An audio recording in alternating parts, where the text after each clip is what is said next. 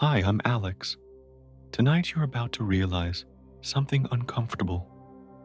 Every picture of the solar system you've ever seen is wrong. The planets aren't close together at all. They're separated by distances so vast that most of the solar system is pure emptiness. In this journey, we'll uncover the true scale of our cosmic neighborhood and why Earth is far more isolated than it appears. If journeys like this ignite your curiosity, I'd be grateful if you subscribe to the channel so this journey can continue to grow and quietly offer more value. Now let's begin. Every picture of the solar system you've ever seen is a lie, not a malicious lie, not an intentional deception, but a lie nonetheless born out of pure necessity. Because the real solar system, the one that actually exists out there in space, cannot be drawn to scale. Not on a poster, not in a textbook, not even on a football field. I was 8 years old when I first held that colorful poster in my hands. The solar system spread out before me in vibrant detail. Mercury, Venus, Earth, Mars lined up like friendly neighbors. Then the giants Jupiter, with its iconic red spot Saturn, with those magnificent rings Uranus and Neptune floating in distant blue mystery. They looked so close together, so accessible. I believed space was a bustling neighborhood filled with giant spheres jostling for position, a cosmic carnival where worlds practically rubbed shoulders with each other. That poster made me fall in love with space. It also completely misled me about what space actually is. Here's what textbooks don't tell you.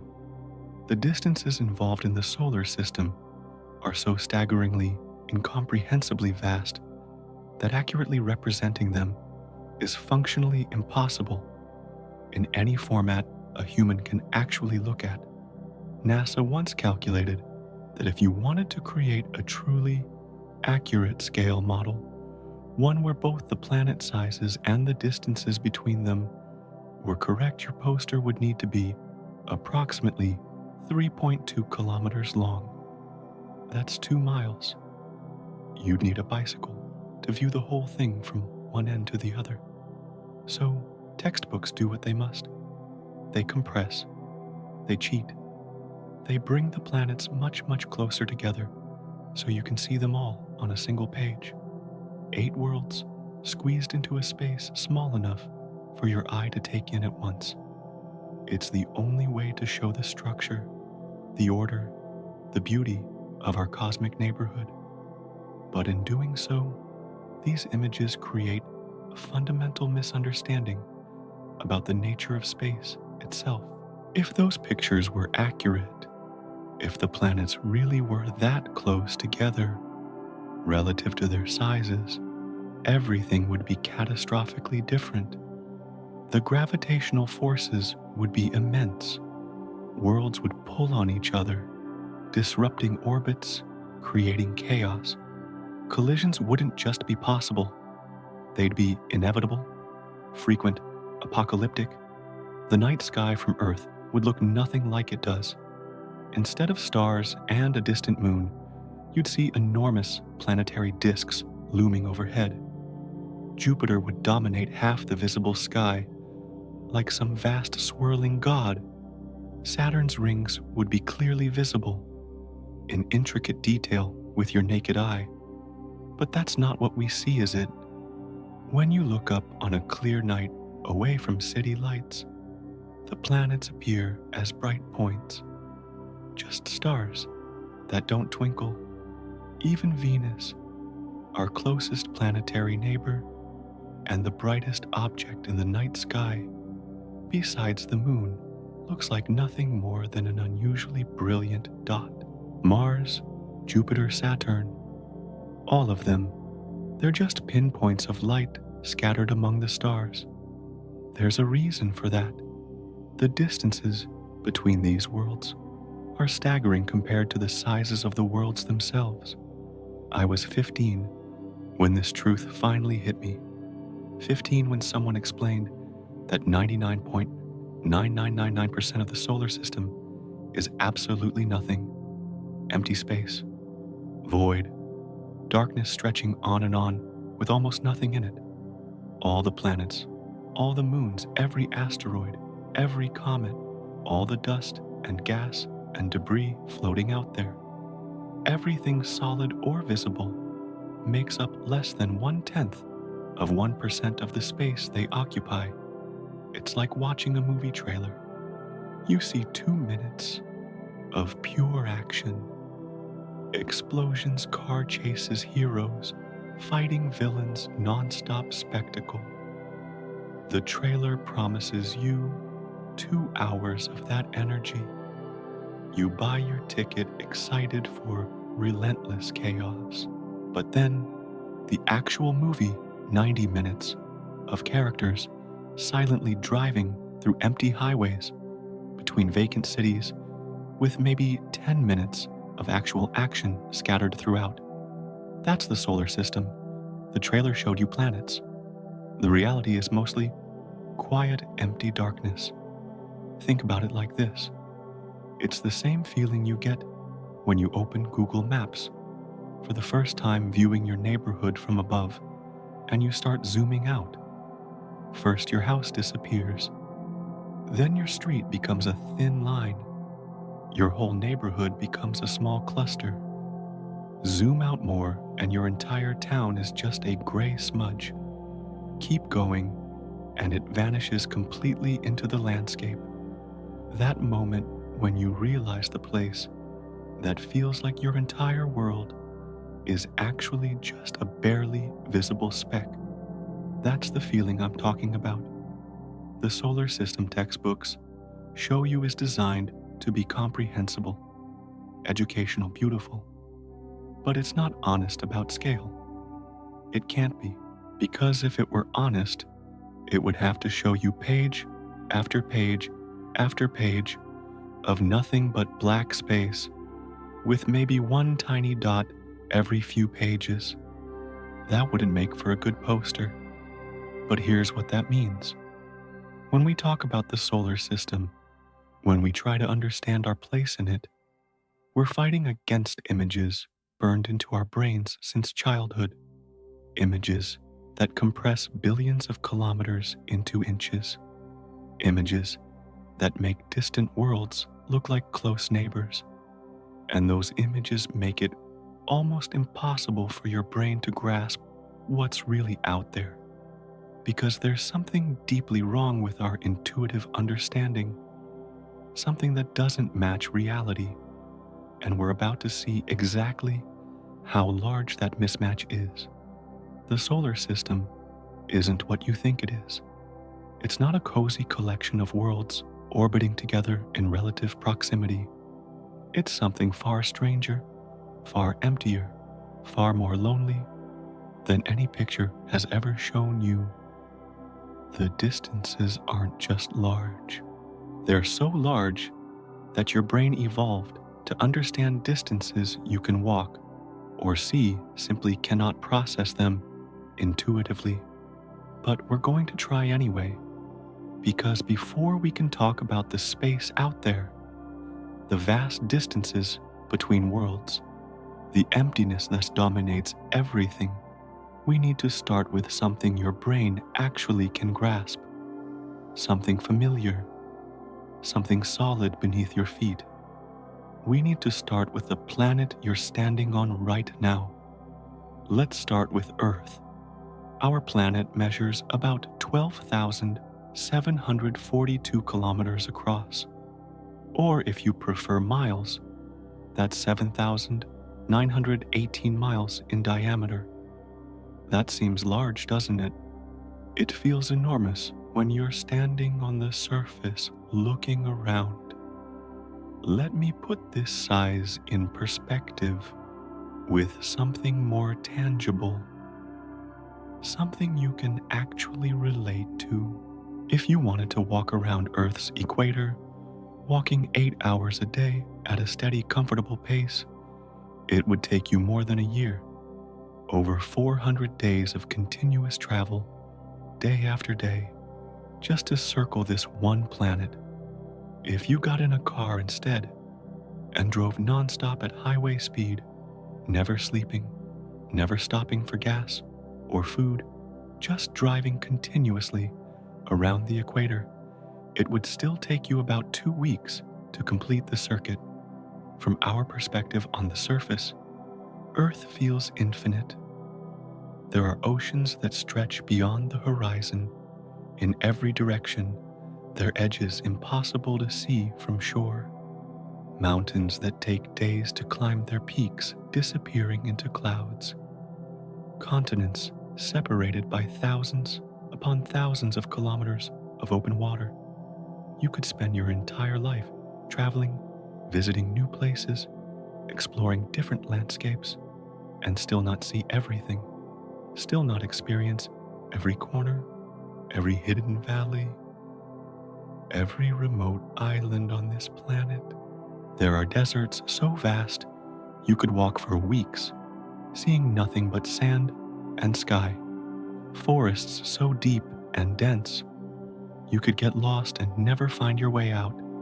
Cities with millions of people stacked on top of each other, and yet there's always another neighborhood you haven't visited, another street you've never walked down. From where we stand, Earth seems impossibly, endlessly large. Here's a thought experiment that might help you understand the scale we're dealing with. Imagine you're in a car, but instead of driving on a road, you're driving straight up into the sky. You're going 60 miles per hour, about 96 kilometers per hour. That's highway speed, fast on the ground. But if you drove straight up at that speed, it would take you 7 full days of continuous driving just to escape Earth's gravitational pull. 7 days going straight up at highway speed before you'd finally be free of this planet's grip and drift into actual space. Think about that. 7 days at highway speed, straight up. That's how massive Earth's gravitational influence is. That's how much planet there is beneath your feet. Astronauts on the International Space Station orbit at an altitude of about 400 kilometers, roughly 250 miles up. They've escaped the thick part of the atmosphere. They're floating in what we call space, in zero gravity, looking down at the planet below. And yet, when they look out their windows, Earth still completely dominates everything they can see. It fills the entire window, a massive sphere of swirling blue and white and brown that swallows their entire field of vision. Even from that height, even after climbing, that far Earth still looks absolutely huge. Now here's a strange paradox worth considering. Earth is actually the largest planet that human beings could physically live on. Not just the largest we happen to live on, the largest we could survive on. If Earth were significantly bigger, maybe twice the diameter, the gravity would be so strong it would crush your bones. Your heart would struggle to pump blood against that pull. Your spine would compress under your own body weight. Walking would be exhausting, like moving through thick mud. Running would be functionally impossible. Every movement would be a fight against the planet pulling you down. This is as big as a habitable world gets for creatures built like us. We're already living on the upper limit. Let me give you one more example of how Earth's size deceives our perception. Imagine standing on the summit of Mount Everest, the highest point on Earth's surface. You're 8,848 meters above sea level, almost 9 kilometers high. From up there looking down in every direction, you feel like you can see the whole spread out beneath you. The view stretches for hundreds of kilometers. Mountains, valleys, clouds below you, the curve of the horizon far in the distance. It feels like you're seeing the entire planet from up there. But that incredible panoramic view that makes you feel like you're standing on top of the world, it's actually about 0.00003% of Earth's total surface area. You're seeing a microscopic fraction of the planet, and yet it feels like everything. The last time you drove cross country, maybe 8 hours on the interstate, covering 500 miles of highway, you probably felt exhausted by the end. Your back hurt. You stopped for gas 3 times. You thought to yourself, this country is really big. And it is. That distance feels substantial, feels like a real journey. But that 500 miles you covered, that's only about 1/500th of Earth's circumference. You traveled 0.2% of the way around the planet, and it felt like an epic expedition. Earth feels colossal, in the same way your closet feels absolutely packed full, when really you've just got 3 old shirts you never wear, and a pile of mismatched socks taking up all the space. It's about perspective, about what you're comparing it to. I'm not saying Earth is tiny. It's not. It has real size, real mass, real substance. It takes real time and real effort to cross even a small fraction of its surface. But when we start comparing Earth to other objects in our solar system, when we start measuring the distances between worlds, you'll begin to understand that this planet, which feels so impossibly enormous, is actually just the beginning of the scale we need to comprehend.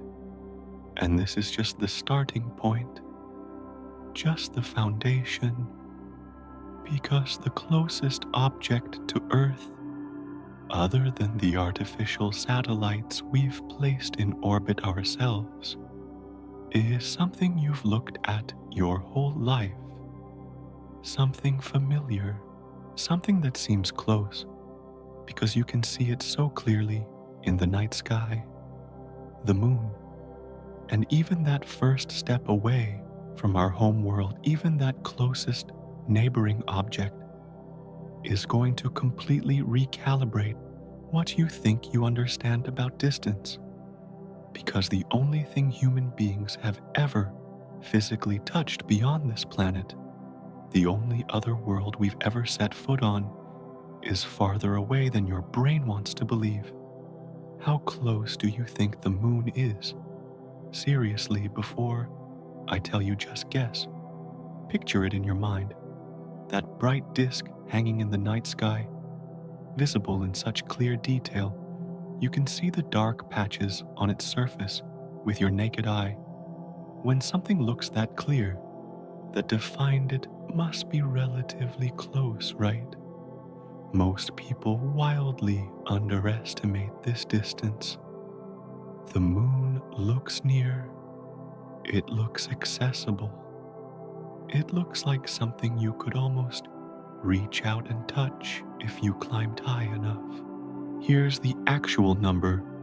The moon circles Earth at an average distance of about 384,400 kilometers. In miles, that's 238,855. But those numbers are too big to mean anything real to your brain. Let me translate that into terms you can actually visualize, terms that might make sense. If Earth were a ping pong ball sitting on your living room coffee table, the moon would be a marble about 7.3 meters away from it. That's roughly the distance from your couch to your kitchen, about 24 feet, the length of a small apartment or a decent-sized living room. That's the scale we're working with. And remember, This is our closest neighbor. This is the nearest thing to us in space, besides our own artificial satellites. Let me give you another way to understand this distance using the fastest thing in existence. Light travels at about 300,000 kilometers per second. At that speed, light could circle Earth's equator 7.5 times in 1 second. It's incomprehensibly fast, and yet, light from the moon takes 1.3 seconds to reach Earth. When you look up at the moon in the night sky, you're seeing it as it was just over a second ago. The photons hitting your eyes left the lunar surface while you were still in the middle of your previous thought. Astronauts who traveled to the moon during the Apollo missions between 1969 and 1972 took about 3 days to make the journey. 3 full days of traveling through empty void to reach our closest neighbor. 3 days in a tiny capsule, floating through darkness, watching Earth slowly shrink behind them, and the moon slowly grow larger ahead. The fastest spacecraft we've ever built, the New Horizons probe that would eventually fly past Pluto and out of the solar system entirely, would make the trip to the moon in about 8 hours if it were aimed in that direction. 8 hours at the fastest speed we've ever achieved, and we're still only talking about reaching the moon, our nearest neighbor. Now here's something that should fundamentally change how you think about space.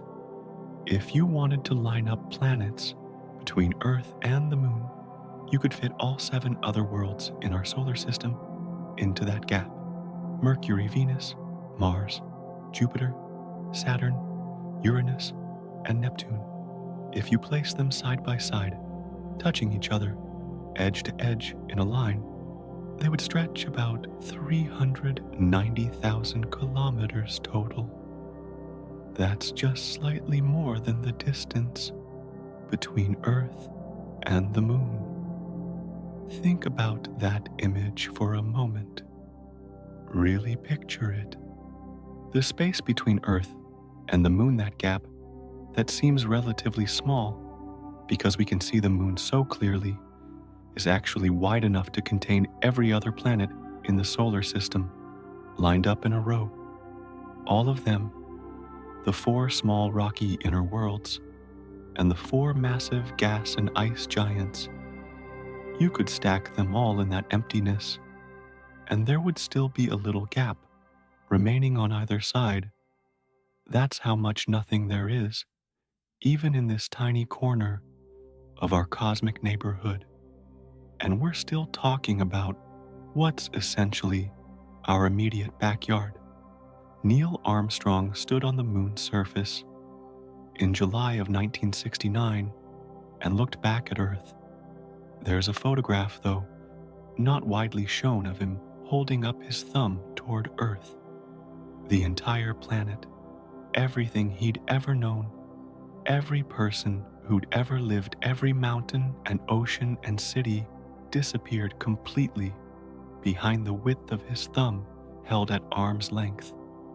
That's how small Earth looks from there.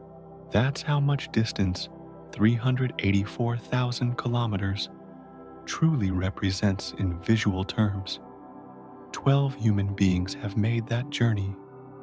12 people out of over 100 billion humans who have ever lived have traveled those 384,400 kilometers to stand on another world. The last one did it in December of 1972. That was over 50 years ago now. In the 5 decades since, despite all our technological advancement, despite all our ambitions and dreams, no one else has gone back. Not because we forgot how to do it, not because we lost interest, but because distance, even this relatively close distance, is such a monumental challenge to overcome that It requires tremendous resources, tremendous effort, tremendous risk. It's like seeing a mountain in the distance while you're driving. It looks near. You think that's not far. I could probably walk there in an hour. Then you actually start walking toward it, and 6 hours later, you still haven't reached the base of it. The mountain keeps looking the same distance away, no matter how long you walk. Distance in space deceives your perception in exactly that way, but multiplied by factors your brain simply cannot process intuitively. Apollo 11 took 3 days to reach the moon. Amazon Prime can deliver packages to your doorstep in 2 days. Neil Armstrong and his crew deserved free shipping for that trip. Remember that colorful poster we talked about at the beginning, the one with all the planets arranged neatly in a row? On that poster, Earth and the Moon look like close companions, practically touching a pair of friends, traveling through space together in comfortable proximity. The reality, they're lonelier than you think. There's real emptiness, real isolation in that gap between them. You don't need to memorize these exact numbers. You don't need to remember that it's precisely 384,400 kilometers versus 390,000 for all the planets combined. Just grasp the feeling behind them. Far, really genuinely far. And as we journey farther out from Earth, even the word far will start to lose all meaning. The numbers will get so large that your brain will eventually just give up trying to process them in any concrete way. And that's completely fine.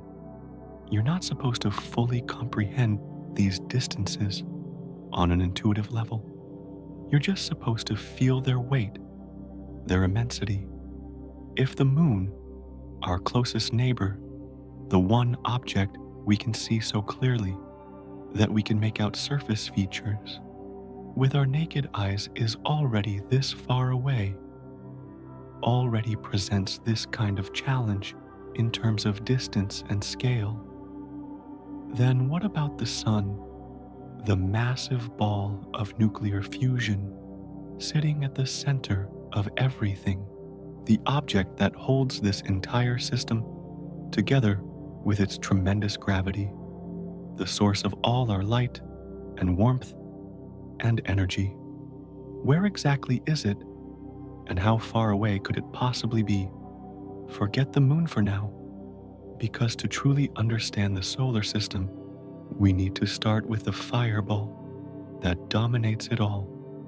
Imagine just for a moment that you could stand on the surface of the sun. Assume somehow you wouldn't be instantly vaporized, that some impossible technology protected you from the heat. You're standing there on this roiling, churning surface of plasma and nuclear fire. Now look toward the horizon. That horizon would be 30 times farther away than Earth's horizon appears from sea level. Let that sink in. 30 times. If you stood on a beach on Earth and looked out at the ocean, seeing about 5 kilometers to where the curve of the planet drops away, that same view on the sun would extend 150 kilometers in every direction before the curve became visible. The scale is so immense that if you tried to walk to that horizon, you'd be walking for weeks, and it would always look the same distance away because the curvature is so gradual, so enormous. Our sun measures about 1,392,000 kilometers in diameter. In miles, that's 865,000 across. It's about 109 times wider than Earth. Let me give you that comparison in terms we used before. If Earth were a grape, a small piece of fruit, You could pop in your mouth, the sun would be a sphere, about 2.4 meters across. That's roughly 8 feet in diameter. Picture a giant beach ball, but one so large you'd need a stepladder to see over the top of it. That's the sun compared to Earth as a grape. But diameter doesn't tell the whole story. It never does. Volume gives you a much better sense of the actual size difference, the real disparity in scale between these objects. About 1.3 million Earths would fit inside the sun, not 1,300, not 13,000, 1.3 million. Imagine trying to fill the sun with Earths, like filling a massive jar with marbles. You'd need to dump in 1,300,000 of them, and there would still be space left over in the gaps between. Try to picture that. Really try. Every mountain range, every ocean, every continent, every person and building and forest and desert on Earth, everything we've ever known or experienced, multiplied 1.3 million times over. And all of it still wouldn't completely fill the volume of the sun. Here's another way to understand the sun's dominance. It contains 99.86% of all the mass in the entire solar system. Everything else, all 8 planets, all their moons, every asteroid, every comet, all the dust floating between worlds, every single piece of matter, besides the sun itself, all of it combined, makes up less than 0.2% of the total mass. If the sun is a Roman amphitheater, a massive colosseum dominating the landscape, then Earth is a grain of sand somewhere in that amphitheater. Actually, no. A grain of sand is too large. Earth is a bacterium on a grain of sand in the amphitheater. The size difference is so vast that our language struggles to find adequate comparisons. The sun's surface temperature sits at about 5,500 degrees Celsius. That's 9,932 degrees Fahrenheit. At that temperature, steel doesn't just melt, it vaporizes in an instant. It goes from solid metal to gas without passing through a liquid state. You couldn't get within thousands of kilometers of the surface before the radiant heat alone would cook you through any known material. And that's just the surface. The core, where nuclear fusion actually happens, reaches 15 million degrees Celsius, 27 million degrees Fahrenheit. Hell doesn't have words to describe that kind of temperature. It's beyond any inferno, beyond any fire, beyond anything your brain can contextualize. Every single second, the sun converts about 4 million tons of matter into pure energy through nuclear fusion. 4 million tons per second. That's the equivalent of a mountain disappearing into light and heat every second. The energy released is incomprehensible. In 1 second, the sun produces more energy than humanity has used in all of recorded history. Every power plant, every fire, every engine, every light bulb ever lit by human beings throughout thousands of years of civilization, all of that energy combined doesn't equal what the sun produces in a single second. And it's been doing this for 4.6 billion years. It will continue doing this for another 5 billion years at least. The sun doesn't need you. It doesn't need Earth. It doesn't need anything. It burned long before dinosaurs walked the planet, before the first single-celled organisms appeared in Earth's oceans, before Earth's surface had even cooled enough to form solid rock. The sun was already ancient when life began, and it will continue burning long after humanity is gone, after every trace of our civilization has eroded to dust after Earth itself becomes uninhabitable. Every second it burns, it releases energy equivalent to about 1 billion times all the nuclear weapons ever created by humanity detonating simultaneously, every second, for billions of years. The surface area of the Sun is roughly 12,000 times greater than Earth's entire surface. You could wrap our planet's surface around the Sun 12,000 times, like layers of wrapping paper, and still not cover it completely. Every continent, every ocean, the entire surface of our world multiplied 12,000 times over. That's how much more surface area the Sun has. Every ray of sunlight that touches your skin, that warms your face on a pleasant afternoon, has traveled about 150 million kilometers from a hell furnace of nuclear fusion. It spent 8 minutes crossing that empty void at the speed of light. And even after all that distance, even after 8 minutes of traveling through the cold vacuum of space, it still arrives with enough energy to make you sweat on a hot day.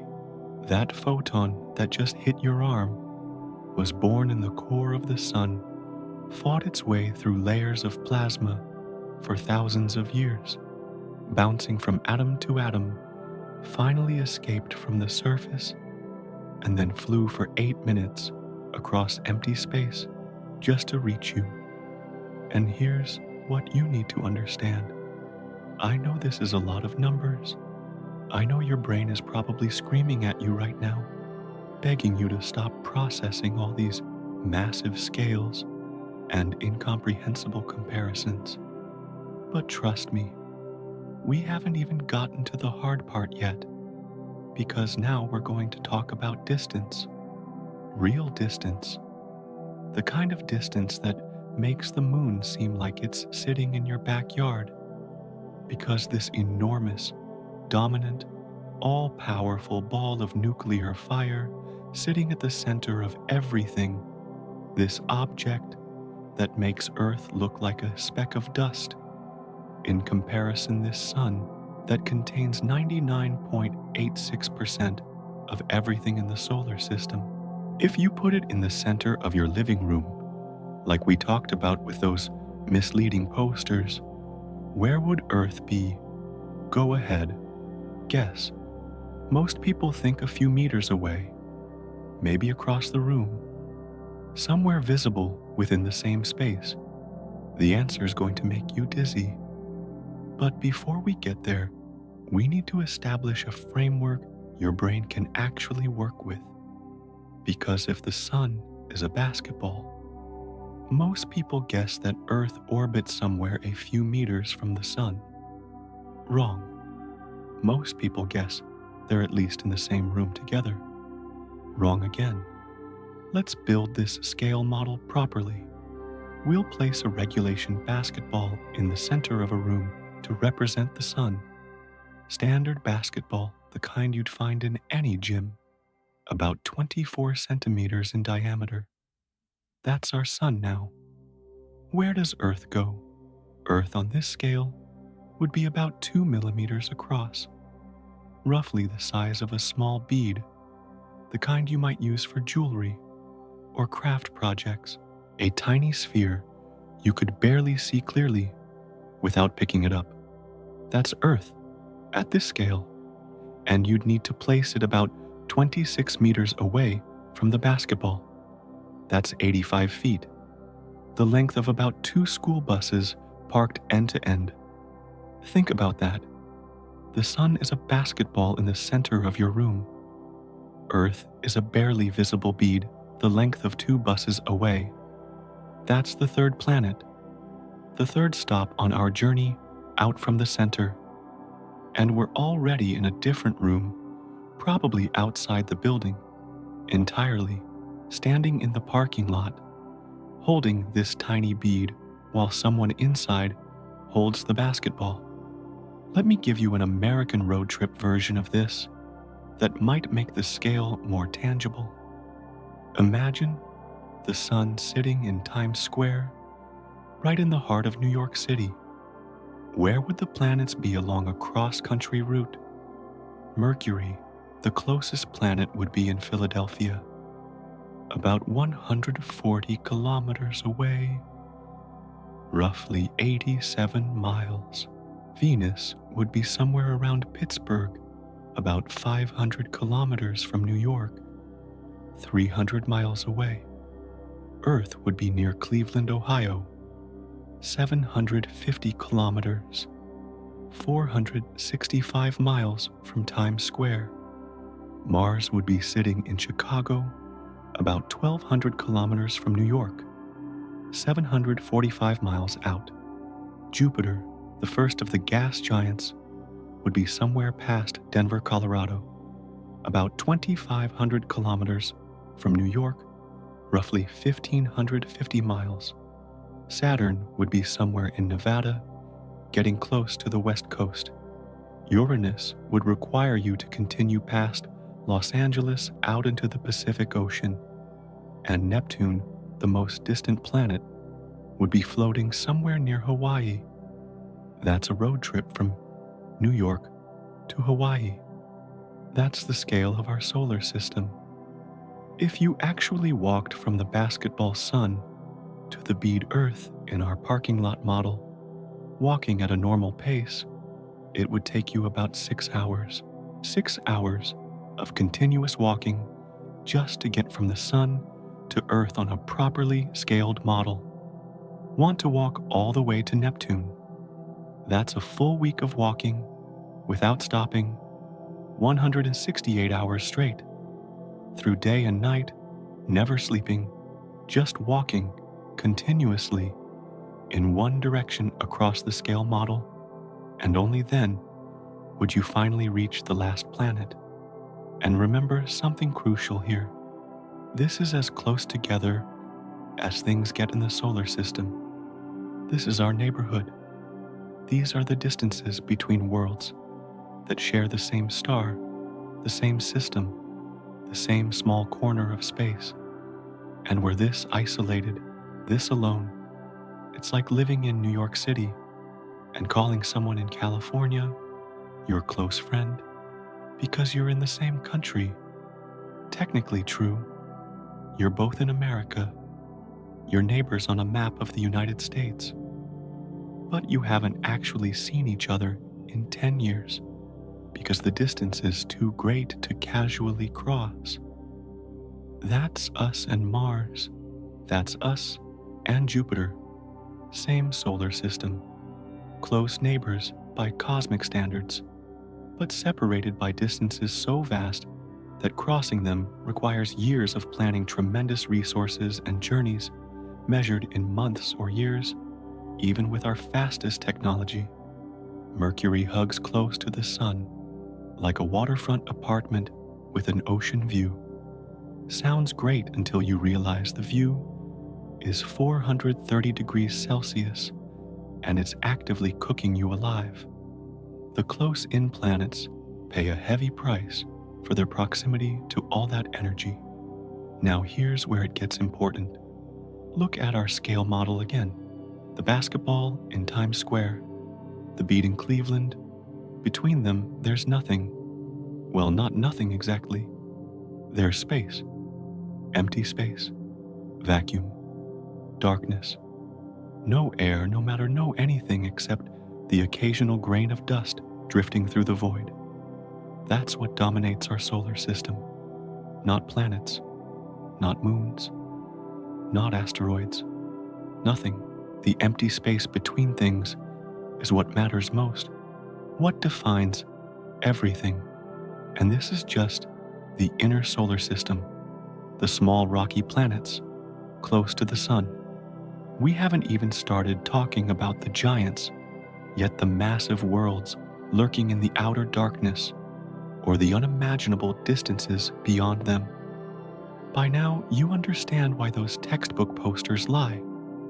Not because the people who made them wanted to deceive you. They simply had no other choice. If they drew everything to accurate scale, you'd flip page after page, seeing nothing but empty blackness, with maybe one tiny dot every dozen pages. It wouldn't teach you anything. It wouldn't inspire wonder. It would just make you tired and confused. So they compress it. They bring the planets close together so you can see them all at once, so you can compare their sizes and colors and features, so you can learn their names and their order from the sun. The posters are useful, but they're not honest about the actual experience of space, about what it would really feel like to travel through our solar system. If your head is spinning right now, that's actually good. That's the correct response. Human brains didn't evolve to comprehend distances like these. We evolved to understand how far it is to the next hill, to the neighboring tribe's camp, to the water source over the horizon. Distances we could walk in a day or see with our eyes. Our intuition completely fails at this scale, but we're still going to try to grasp it anyway, because there's something extraordinary ahead, something even more mind-bending than what we've covered so far. Remember that feeling afar when we talked about the moon 384,000 kilometers away, 3 days of travel, all 7 other planets fitting in that gap? Hold on to that feeling. Keep it close, because now we're about to fly through 8 different worlds, each stranger than the last, each separated by distances that make the moon look like it's practically touching Earth. And you know, the strangest part, the space between these planets, all those millions and billions of kilometers of emptiness we're about to cross, isn't actually empty. Not completely. There's something out there in the darkness, between worlds. Debris, dust, radiation, the solar wind screaming out from the sun at hundreds of kilometers per second, magnetic fields twisted into complex shapes, gravitational influences pulling and tugging at everything that passes through. Space isn't empty. It's just incredibly, impossibly sparse. And that makes it somehow even more alien than if it were pure void. Now prepare yourself, because we're about to journey through worlds our ancestors could only dream of seeing. Worlds of poison clouds and endless storms, worlds of ice and stone and mysteries we still don't fully understand. The 8 planets await, and the first 4 are closer than you think, but stranger than you can imagine. Imagine you're an astronaut. Your spacecraft has just left Earth orbit. Through the small window beside you, you watch your home planet shrink that blue and white marble, getting smaller and smaller, until it's just another bright point among the stars. You turn around, facing forward into the direction of travel, and ahead of you, scattered across an ocean of infinite night, are 4 small stones, 4 rocky worlds waiting in the darkness. These are the inner planets, the terrestrial worlds, Mercury, Venus, Earth, and Mars. 4 planets, built from similar materials, rock and metal, each with a solid surface you could theoretically stand on. But that's where the similarities end. Mercury circles closest to the Sun at an average distance of about 58 million kilometers. In the measurement system, astronomers use that's 0.39 AU. An AU, or astronomical unit, is simply the average distance from Earth to the Sun, about 150 million kilometers, or 93 million miles. It's a convenient ruler for measuring the solar system. Mercury travels at 0.39 of that distance. This closest planet measures about 4,879 kilometers across its diameter. That's roughly 3,032 miles. It's tiny compared to Earth, only about 38% of our planet's width. If Earth is a grape in our earlier comparison, Mercury is a large peppercorn sitting closer to that basketball sun. But what makes Mercury truly strange is how it rotates. One day on Mercury, the time it takes for the planet to spin once on its axis, relative to the stars, lasts about 58 Earth days, nearly 2 months for one complete rotation. Yet Mercury completes one full orbit around the Sun in only 88 Earth days. It circles the Sun faster than it spins. This creates a bizarre situation where Mercury's year is shorter than its day if you measure by stellar rotation. However, if you were standing on Mercury's surface, watching the sun rise and set, which is how we normally think of a day, things get even weirder. Because of this slow rotation, combined with the fast orbit, one solar day on Mercury, from sunrise to sunrise, actually lasts 176 Earth days.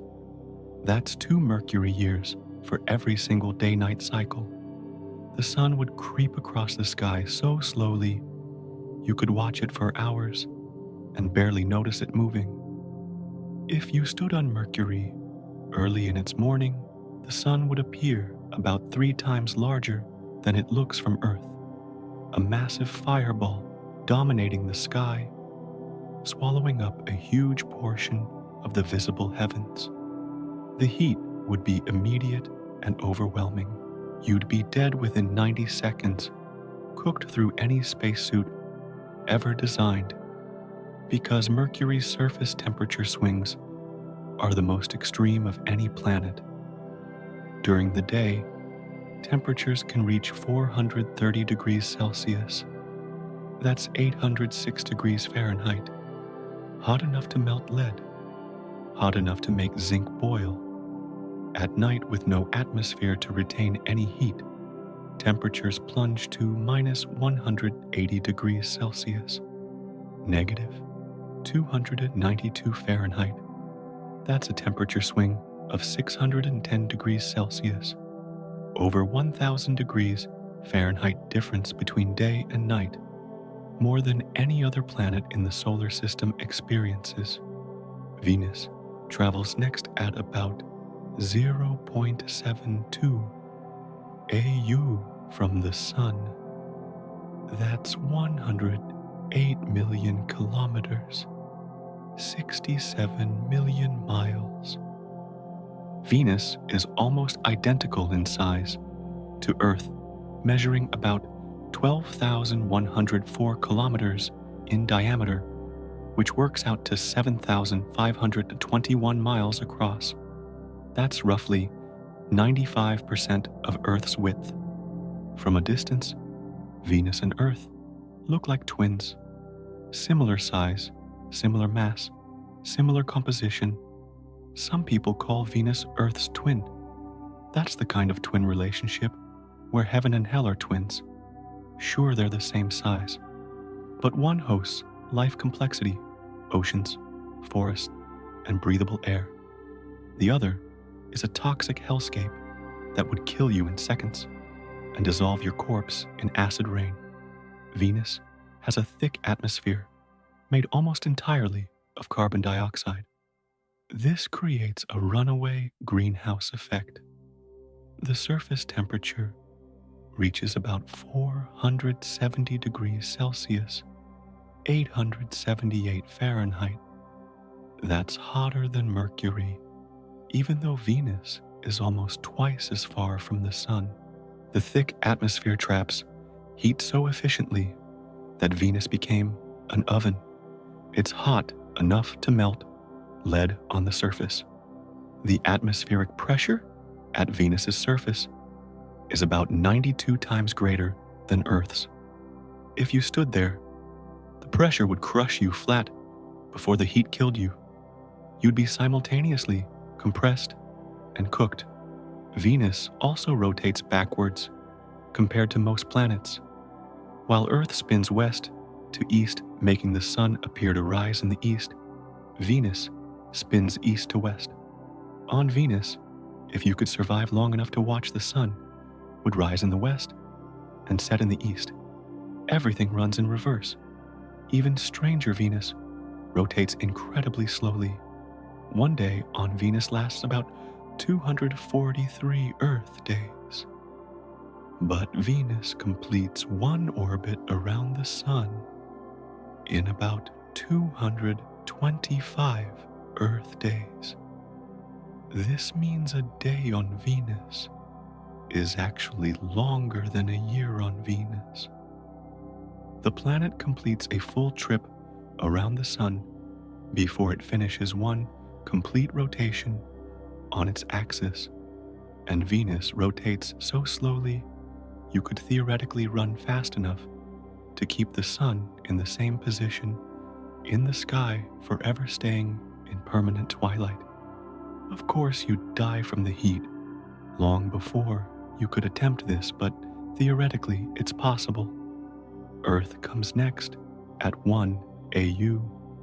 We've already talked about Earth.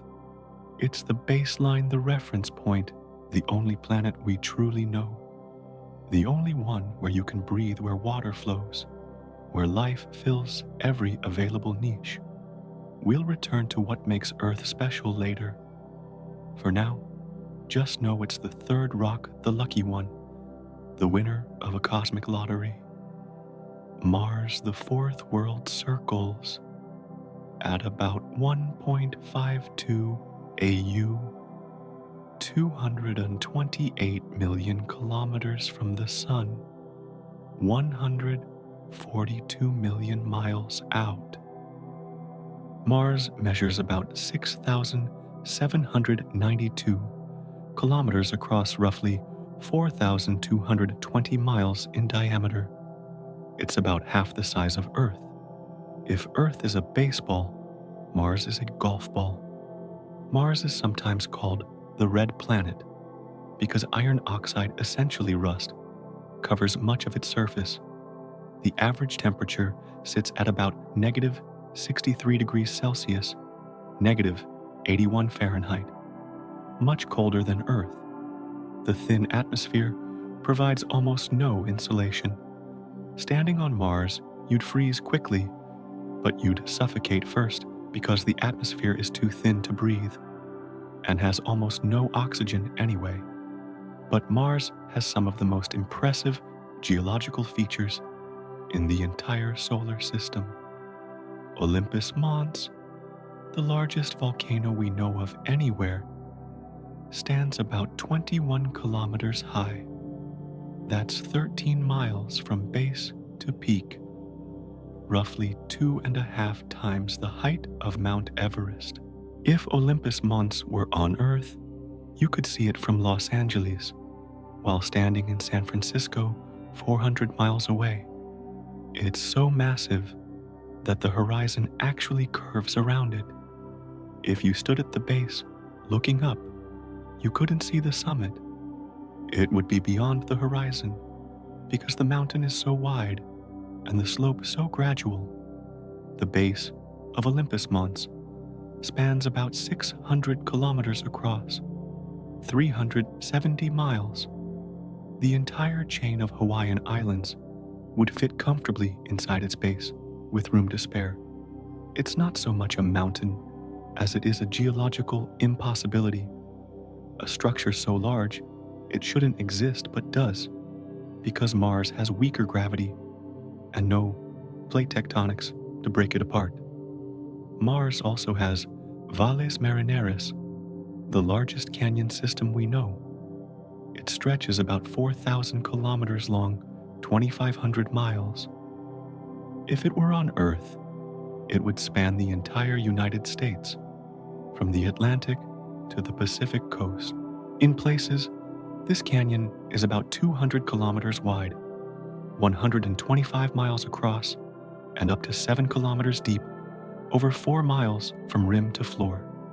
The Grand Canyon could fit inside Valles Marineris dozens of times over and still leave empty space. 4 rocky worlds, 4 versions of what Earth could have been if things had gone wrong. Too hot, too toxic, too cold, too dead, and us. We hit the jackpot sitting between these 4 stones. It's like choosing a house in a neighborhood where one home is a palace with perfect weather and clean air, and the other 3 are condemned buildings filled with poisonous snakes and structural fires. Remember our basketball model. These 4 planets all sit within about 2 kilometers of the sun. In that scale, they're the inner city, the close-in neighborhood, the planets that huddle relatively near the warmth and light. Now, we're heading to the suburbs. We're going farther out. But these 4 stones, as impressive as some of their features, are as extreme as their conditions might be. They're nothing compared to what waits ahead, because between Mars and the next planet, there's a gap, a space measuring about 150 million kilometers across, and scattered through that gap, tumbling through the darkness in lonely orbits, are millions upon millions of rocks, waiting. You know that scene in Star Wars where Han Solo pilots the Millennium Falcon through the asteroid belt, dodging and weaving between massive tumbling rocks that fill the screen, asteroids smashing into each other, left and right, pieces of debris everywhere, constant near misses, pure chaos. That entire scene is complete fiction. It's not just exaggerated for drama. It's fundamentally entirely wrong about what asteroid belts actually are. In reality, if you flew a spacecraft through the asteroid belt, you could schedule a nap during the crossing. You'd probably sleep through the whole thing and wake up on the other side having seen exactly nothing out the window. Not because asteroids don't exist. They do, millions of them, but because space is so preposterously, ridiculously vast that even millions of asteroids scattered across it barely register as anything but emptiness. The asteroid belt extends from about 2.2 AU to about 3.2 AU from the Sun. That's a region roughly 150 million kilometers wide, 93 million miles across. Within this enormous volume of space, there are indeed millions of asteroids.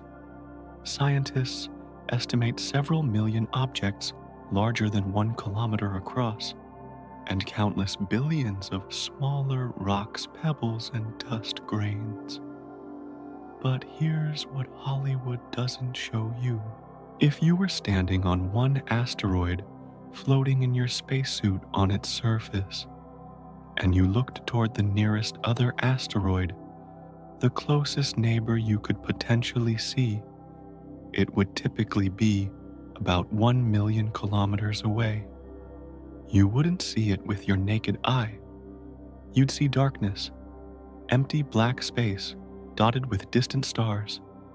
That neighboring asteroid would be invisible without a telescope, just another point of light lost among millions of others, assuming you could even spot it at all. The asteroid belt is mostly nothing. Flying through it, the average distance between objects large enough to worry about hitting is measured in hundreds of thousands or millions of kilometers. When NASA sends spacecraft through the asteroid belt on missions to the outer solar system, they don't plot elaborate dodging courses.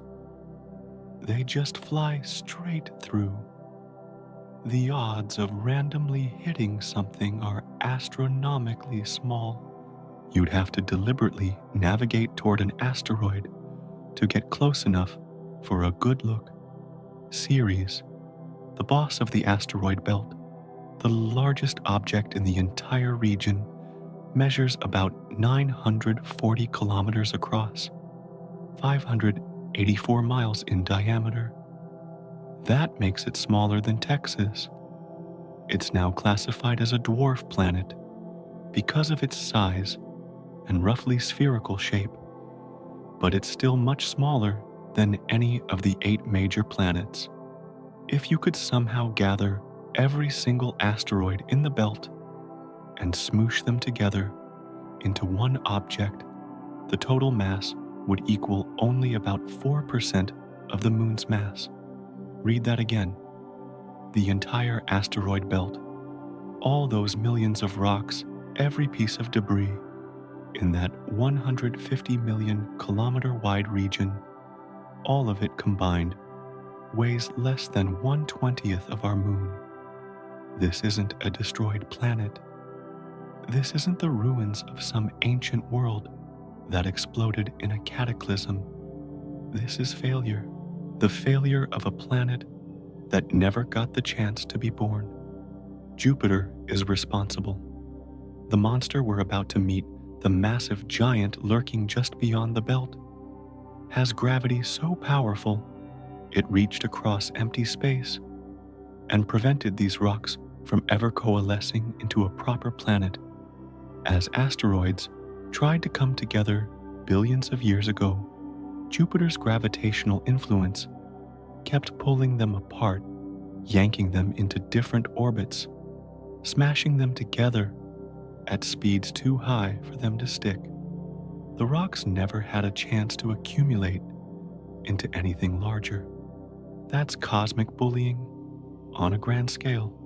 It's like trying to build a house during an earthquake. You stack one brick on another, and immediately they're knocked apart. You try again. Same result. Over and over, for billions of years, these rocks attempted to gather into a world, and every time Jupiter's gravity interfered, pulling, tugging, disrupting, preventing formation. Forever. Remember when I said the solar system is 99.9999% emptiness? Here's your proof. 150 million kilometers of space, millions of rocks. Sounds crowded, but gather all that material together and you get 4% of the moon. The asteroid belt isn't crowded. It's almost aggressively empty, just slightly less empty than the pure vacuum surrounding it. The asteroid belt is poorly named, really. It should be called the belt of almost entirely nothing, but that doesn't sound as cool. There's no belt. There's no crowded ring of debris. There's just space, with occasional rocks scattered so far apart you'd never notice them. And the monster responsible for this failure, the gravitational tyrant that prevented a planet from forming here, you're about to meet it. Beyond the belt, past this region of lonely tumbling stones, something waits. Something so large, your brain is going to have to work overtime just to process it. Imagine you're driving down the highway at night. You glance up through your windshield and see the moon hanging there in the dark sky, bright and clear. Now, imagine that moon suddenly growing, not just a little bigger, 40 times larger, growing until it fills your entire field of vision, dominating the sky like some impossible celestial dome pressing down on the world. That's what Jupiter would look like if it orbited Earth at the same distance as our moon. Jupiter circles the sun at about 778 million kilometers out. That's 5.2 AU, more than 5 times farther from the sun than Earth. And Jupiter is staggering in size.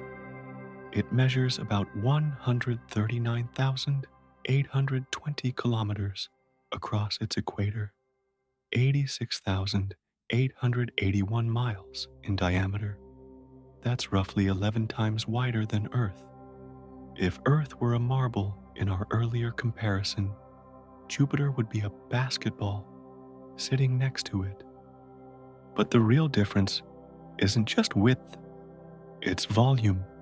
Jupiter's interior is so vast that more than 1,300 Earths would fit inside with room to spare. Picture trying to fill Jupiter with Earths, like pouring marbles into a massive container. You'd need 1,300 of them, and there would still be gaps between them that you could fill with more. Jupiter's mass tells an even more dramatic story.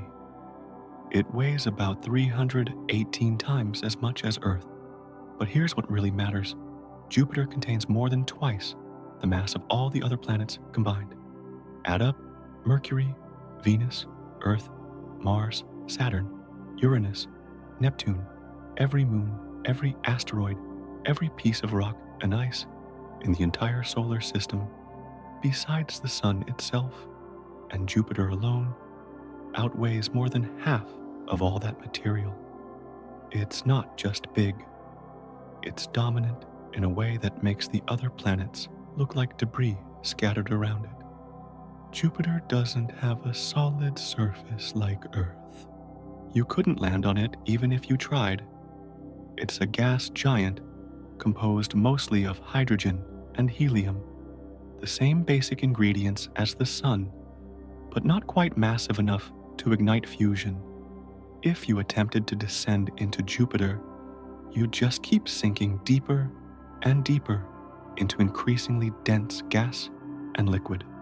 The pressure would build, gradually crushing any spacecraft long before you reached whatever might constitute a core, if there even is one. We're not entirely certain what lies at Jupiter's center. It might be a solid rocky core about the size of Earth, or it might be something stranger, something we don't fully understand yet. The great red spot on Jupiter's surface isn't a spot. That name makes it sound small, insignificant.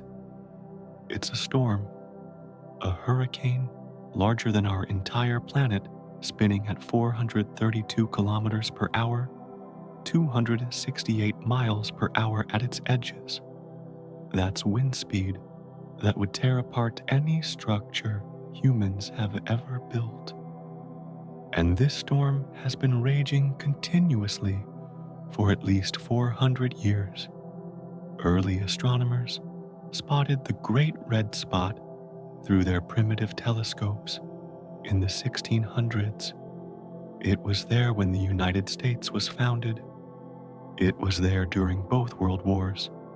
It's been spinning, churning, devouring smaller storms, and maintaining its fury for longer than the United States Constitution has existed, 150 years older than American independence, a permanent feature of a world that has no permanent features, no solid ground, nothing but endless churning clouds and storms, layered thousands of kilometers deep.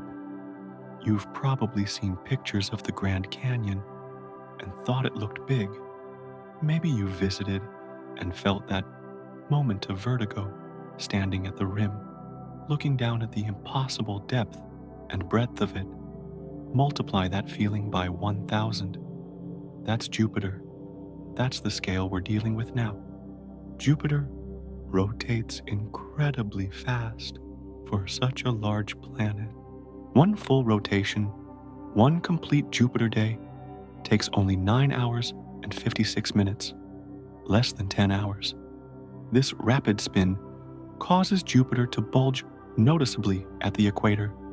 The planet is measurably flattened at the poles and wider at the middle, deformed by its own rotation into something that's not quite a sphere anymore. Jupiter has at least 79 known moons, and scientists keep discovering more as telescope technology improves. But 4 of these moons are special, large enough and interesting enough to be worlds in their own right. Galileo Galilei discovered them in 1610 with one of the first telescopes ever pointed at the night sky. They're called the Galilean moons Io Europa, Ganymede, and Callisto. Io is the most volcanically active body in the entire solar system. It has hundreds of active volcanoes, constantly reshaping its surface, spewing sulfur and other materials into space. The volcanic activity isn't driven by internal heat like Earth's volcanoes. It's caused by tidal heating. Jupiter's immense gravity squeezes and stretches Io as the moon orbits like kneading dough. This constant flexing generates tremendous friction inside Io, heating it, from within keeping it molten and violent. Europa might be one of the most exciting places in the solar system for the potential discovery of life. It has a smooth, icy surface, crisscrossed with cracks and ridges.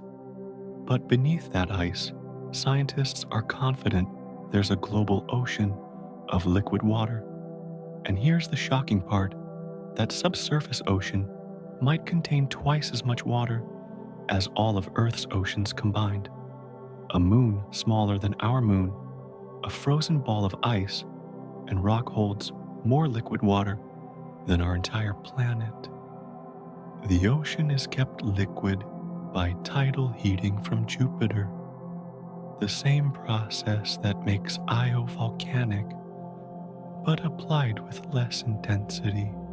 And if there's liquid water, if there's heat, if there's potentially some chemistry happening down there, in the dark, beneath kilometers of ice, then maybe there could be life. Not little green men, not intelligent beings, but something. Microbes, simple organisms adapted to eternal darkness and tremendous pressure. We don't know, but the possibility alone makes Europa one of the most important targets for future exploration. Ganymede is the largest moon in the entire solar system.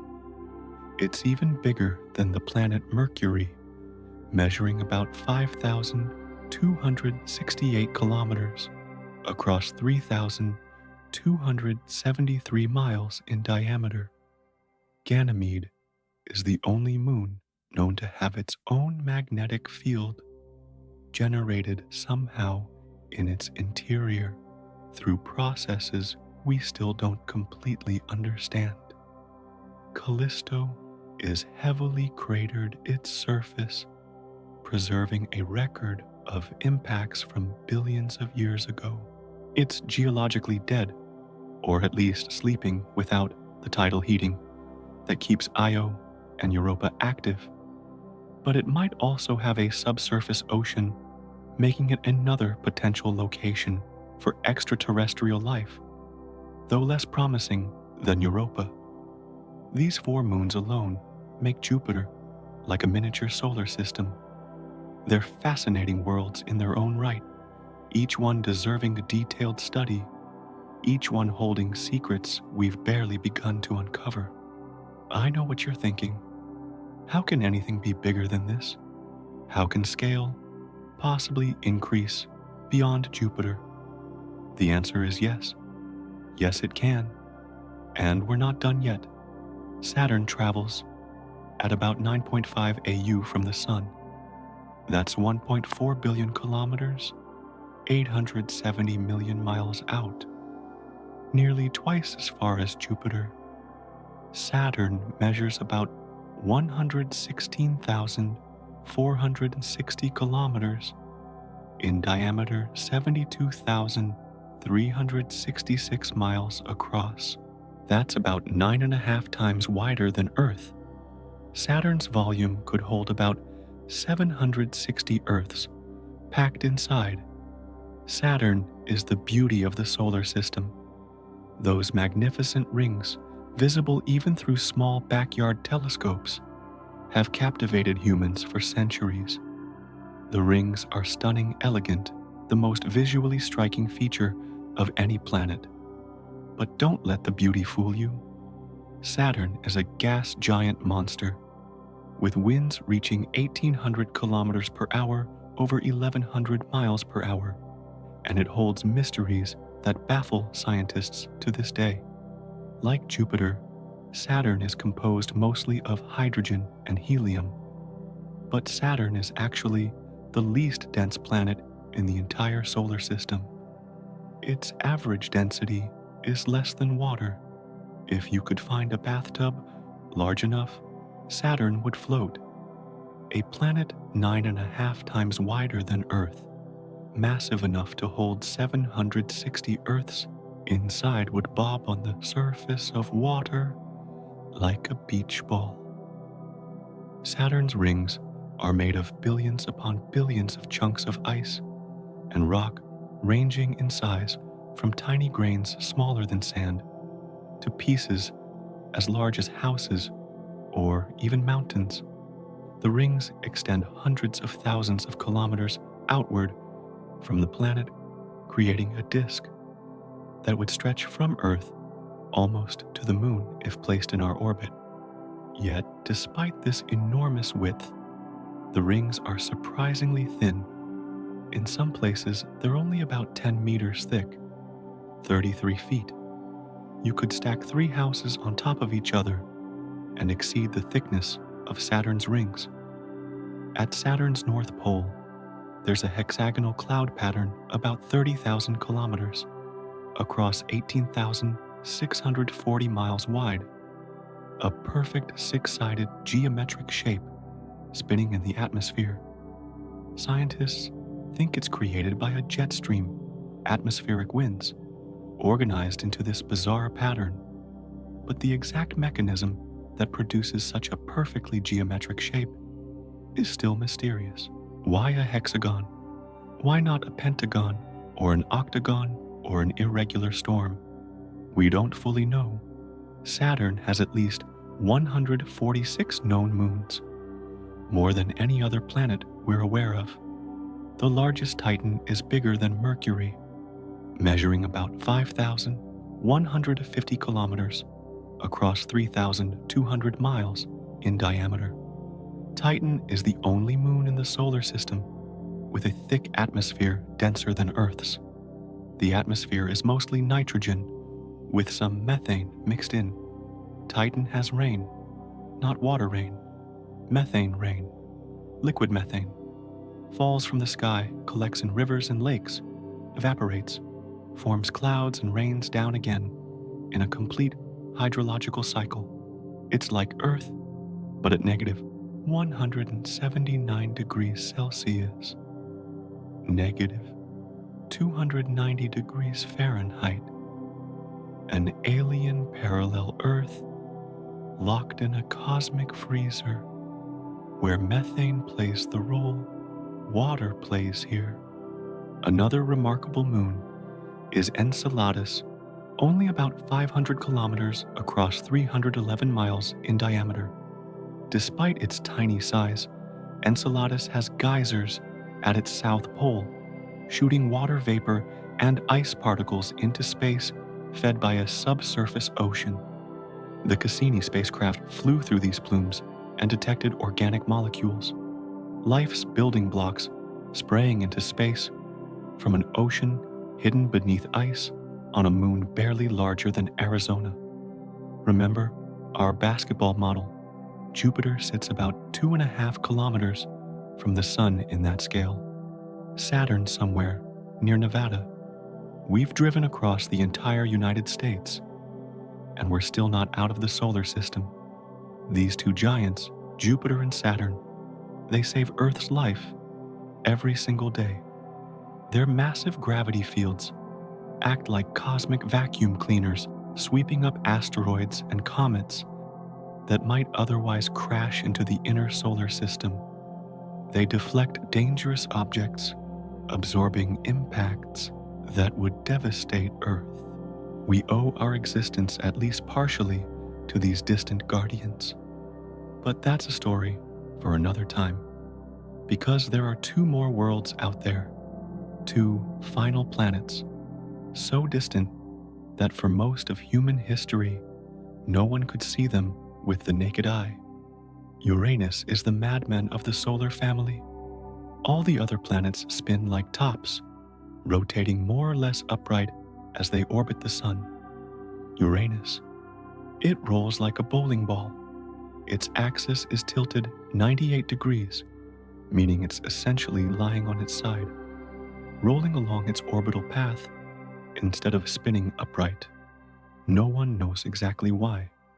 The leading theory suggests Uranus suffered a catastrophic collision billions of years ago, something massive smashing into it with enough force to knock the entire planet sideways.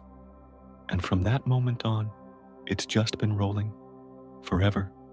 Uranus circles at about 19.2 AU from the Sun. That's roughly 2.9 billion kilometers, 1.8 billion miles out.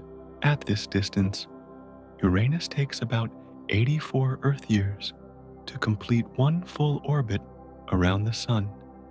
If you were born the last time Uranus was in its current position, you'd be 84 years old now, possibly a great-grandparent, and Uranus would just now be returning to where it started. Uranus measures about 50,724 kilometers, in diameter 31,518 miles across, about 4 times Earth's width. By volume, roughly 63 Earths would fit inside. It's not as massive as Jupiter or Saturn, but it's still enormous by our planetary standards. What makes Uranus truly bizarre is what that extreme tilt does to its seasons. Each pole takes turns facing the Sun for about 42 Earth years at a time. Imagine the North Pole of your planet receiving 42 years of continuous daylight. 4 decades where the Sun never sets, just circles around the horizon endlessly. Your children would be born, grow up, graduate college, get married, have kids of their own, all under a sun that never disappears below the horizon. Then it switches. 42 years of absolute darkness, total night, no sunlight at all for 4 decades. Your brain would break under those conditions. Humans aren't built for that kind of seasonal extreme. Fortunately, there are no brains on Uranus to break. No life at all that we know of, just howling winds and frigid temperatures in eternal rotation. Uranus is classified as an ice giant rather than a gas giant like Jupiter and Saturn. It's composed mostly of water methane and ammonia in various states surrounding a relatively small rocky core. The methane in its atmosphere absorbs red light and reflects blue and green light, giving Uranus its distinctive pale blue color. It looks calm in photographs, almost serene, a featureless blue-green sphere hanging in darkness. But that calm appearance hides wind speeds reaching hundreds of kilometers per hour and temperatures cold enough to freeze almost anything. Uranus was the first planet discovered using a telescope. Before 1781, humanity knew only the 5 planets visible to the naked eye: Mercury, Venus, Mars, Jupiter, and Saturn. Then William Herschel pointed his telescope at what he thought was a comet and realized it was something far more significant: another planet, a new world. The discovery instantly doubled the known size of the solar system. Everything humanity thought about the extent of our cosmic neighborhood had to be reconsidered and expanded. Uranus has 27 known moons and a faint ring system discovered in 1977. But it's Neptune, the 8th and final planet, that holds the deepest mysteries. Neptune travels at about 30 AU from the Sun, 4.5 billion kilometers out, 2.8 billion miles. At this distance, Neptune receives about 1,000th of the sunlight that Earth receives, 0.1%. It should be dead, cold, quiet, a frozen, inactive world slowly cooling in the distant darkness. But Neptune isn't quiet at all. It has the strongest winds in the entire solar system, reaching speeds up to 2,100 kilometers per hour, 1,300 miles per hour. That's faster than the speed of sound on Earth. Supersonic winds screaming around a planet that barely receives any energy from the sun. Why, how? No one fully knows. Neptune must have a powerful internal heat source, something generating energy from within driving these furious atmospheric dynamics. The planet is somehow burning itself from the inside out, maintaining active weather systems despite being 30 times farther from the sun than Earth. Neptune measures about 49,244 kilometers across 30,599 miles in diameter. Slightly smaller than Uranus, about 58 Earths would fit inside its volume. Like Uranus, Neptune is an ice giant with a vivid blue color, though Neptune's blue is much deeper and more intense due to higher concentrations of methane in its upper atmosphere. Neptune was discovered in 1846, but not by scanning the sky with telescopes. It was discovered through mathematics, pure calculation. Astronomers noticed that Uranus wasn't following its predicted orbit exactly. Something was pulling on it, tugging it slightly off course. They did the math calculated where an unknown planet would need to be. To cause those orbital irregularities, pointed their telescopes at that exact spot in the sky, and boom, there it was, a new planet predicted by equations before anyone had ever seen it. That's one of the greatest triumphs of human intellect, using nothing but mathematical reasoning to predict the existence and location of an entire world. Neptune's largest moon, Triton, orbits backwards compared to Neptune's rotation. This retrograde motion strongly suggests Triton wasn't formed alongside Neptune, but was instead captured by the planet's gravity at some point in the distant past. Triton is geologically active despite the frigid temperatures, with nitrogen geysers erupting from its surface, and Triton is slowly spiraling inward. Every year, it gets a tiny bit closer to Neptune. In several billion years, Neptune's gravity will tear Triton apart, completely shredding it into pieces that will form a magnificent new ring system around the planet. We're watching a cosmic death sentence play out in super slow motion. Neptune takes 165 Earth years to complete one orbit. It was discovered in 1846. It didn't complete its first full orbit since discovery until 2011. From discovery to first birthday, 165 years. That might be the saddest birthday party in the universe. Imagine waiting over a century and a half just to celebrate turning 1 year old. In Alaska, during winter, the sun doesn't rise for about 3 months in the northernmost regions. People genuinely struggle with the extended darkness. Depression rates spike. Mental health deteriorates. 3 months. Now imagine 42 years of darkness on Uranus. No human could survive that psychologically. We're not built for it. Remember that feeling of far when we talked about the moon? 384,000 kilometers seemed like an immense distance. Neptune is about 10,000 times farther from us than the moon. The word far doesn't mean anything anymore at this scale. Your brain has given up trying to process these distances in any concrete way. That's fine. That's normal. You're not supposed to fully understand it intuitively. Just feel the weight of it. It's okay if you can't visualize Neptune's distance. Voyager 2, the only spacecraft that's ever visited Neptune, took 12 years to get there. 12 years of continuous flight at 17 kilometers per second, over 38,000 miles per hour. And it still took 12 years. You don't need to understand it. You just need to feel it.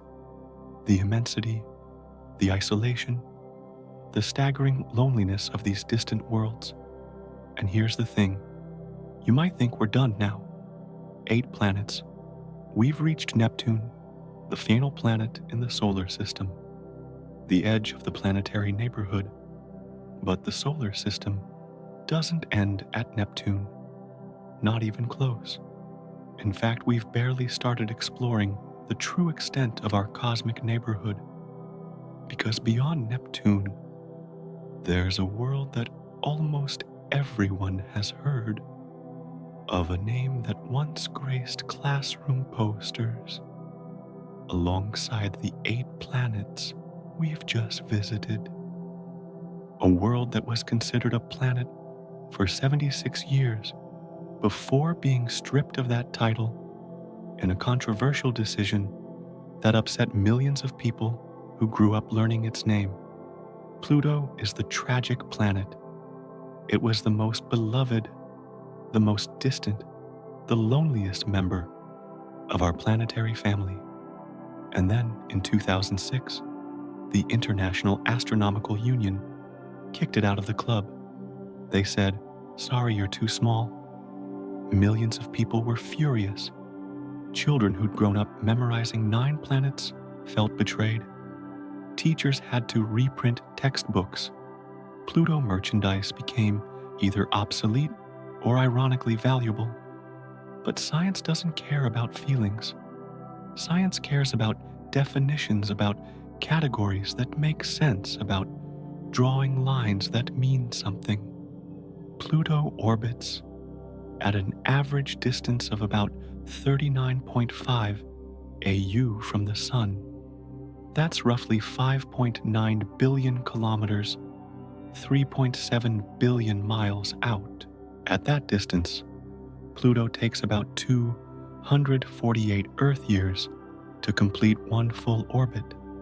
It was discovered in 1930 by Clyde Tombaugh, a young astronomer, systematically photographing the night sky and looking for objects that moved against the background stars. For 76 years, Pluto held the title of 9th planet. Generations of students learned its name. It appeared on every diagram, every poster, every model of the solar system. Then astronomers started finding other objects out there, objects similar to Pluto in size and distance, objects in the same region of space, the same orbital neighborhood, and they faced a choice: either accept dozens or eventually hundreds of new planets as more objects were discovered, or create a new category and admit that Pluto didn't quite fit the definition of a planet. They chose the latter. In 2006, the IAU established new criteria. To be a planet, an object must orbit the Sun, be massive enough for gravity to pull it into a roughly spherical shape, and have cleared its orbital neighborhood of other debris. Pluto passed the first 2 tests, but failed the third. Its orbit is cluttered with thousands of similar objects. It hasn't dominated its zone of space. So, it was reclassified as a dwarf planet, joining a new category of objects too small to be planets, but too large and round to be mere asteroids. It's like getting kicked off the basketball team because you're not tall enough, even though you can still play the game just fine. Pluto is still out there, still orbiting, still doing exactly what it's always done. It doesn't care what humans call it. The label changed, but the world itself remains the same. Here's something to consider. Pluto takes 248 years to orbit the Sun. It was discovered in 1930. Do the math. From discovery until 2006, when it was demoted, only 76 years had passed. That's less than 1/3 of a Pluto year. Pluto hasn't even completed half of one orbit since humans first spotted it. By its own calendar, by its own measure of time, Pluto is still in its childhood since discovery. Beyond Neptune's orbit lies a region called the Kuiper Belt. It extends from about 30 AU out to roughly 50 AU, starting right where Neptune travels and stretching another 150 million kilometers beyond. Within this vast region, thousands of icy bodies tumble through the darkness. Scientists have identified thousands already and estimate hundreds of thousands more await discovery. Most are small, just a few kilometers across, chunks of ice and rock left over from the solar system's formation billions of years ago. Pluto is the most famous resident of the Kuiper Belt, but it's far from alone. It's just the largest of the early discoveries. The first one found the one that captured public imagination before anyone realized how many similar objects existed out there. The New Horizons spacecraft flew past Pluto in July of 2015, giving us our first close-up look at this distant world. The mission was remarkable in its own right. New Horizons launched in 2006, the same year Pluto was demoted, and spent 9.5 years traveling across the solar system just to reach this one target. 9.5 years of flight through empty space. And when it finally arrived, it had about 15 minutes to collect data during its closest approach before flying past Pluto and continuing outward into the Kuiper Belt, never to return. It's the fastest speed dating in history. Hello, you look interesting. Let me take some pictures. Okay, goodbye forever. One pass, no second chances, no orbiting to study the world over time, just a brief flyby, and then onwards into the dark. Everyone expected Pluto to be boring, a dead, frozen, geologically inactive ball of ice sitting in the outer darkness, unchanged for billions of years. They were completely wrong. The images New Horizons sent back revealed a complex, surprisingly active world. Pluto has mountains made of water ice that reach 3,500 meters high, about 11,500 feet. That's roughly the height of the Matterhorn in the Alps. Mountains on a world so cold that water ice is as hard as granite. There are vast plains of frozen nitrogen that appear to be geologically young, perhaps only a few million years old, which is extremely recent in planetary terms. These plains show patterns, suggesting they're being refreshed, somehow renewed by processes happening beneath the surface. Pluto might even have cryovolcanoes, ice volcanoes, erupting frozen materials instead of molten rock. Something inside Pluto is still active, still generating enough heat to drive geological processes. This isn't a dead world. It's a world living quietly in the dark, changing and evolving without anyone watching, until we finally arrived with cameras. The most famous feature on Pluto is a large heart-shaped region called Tombaugh Regio, named after Pluto's discoverer. The left side of this heart is a smooth plain of nitrogen ice called Sputnik Planitia. This plain shows convection patterns where warmer ice rises and cooler ice sinks, similar to how water circulates in a pot that's heating on a stove. That means Pluto has internal heat enough to keep the nitrogen ice soft enough to flow like a very slow liquid. Pluto has 5 known moons. The largest, Charon, is about half Pluto's diameter. That's enormous for a moon relative to its planet. Most moons are much smaller compared to what they orbit.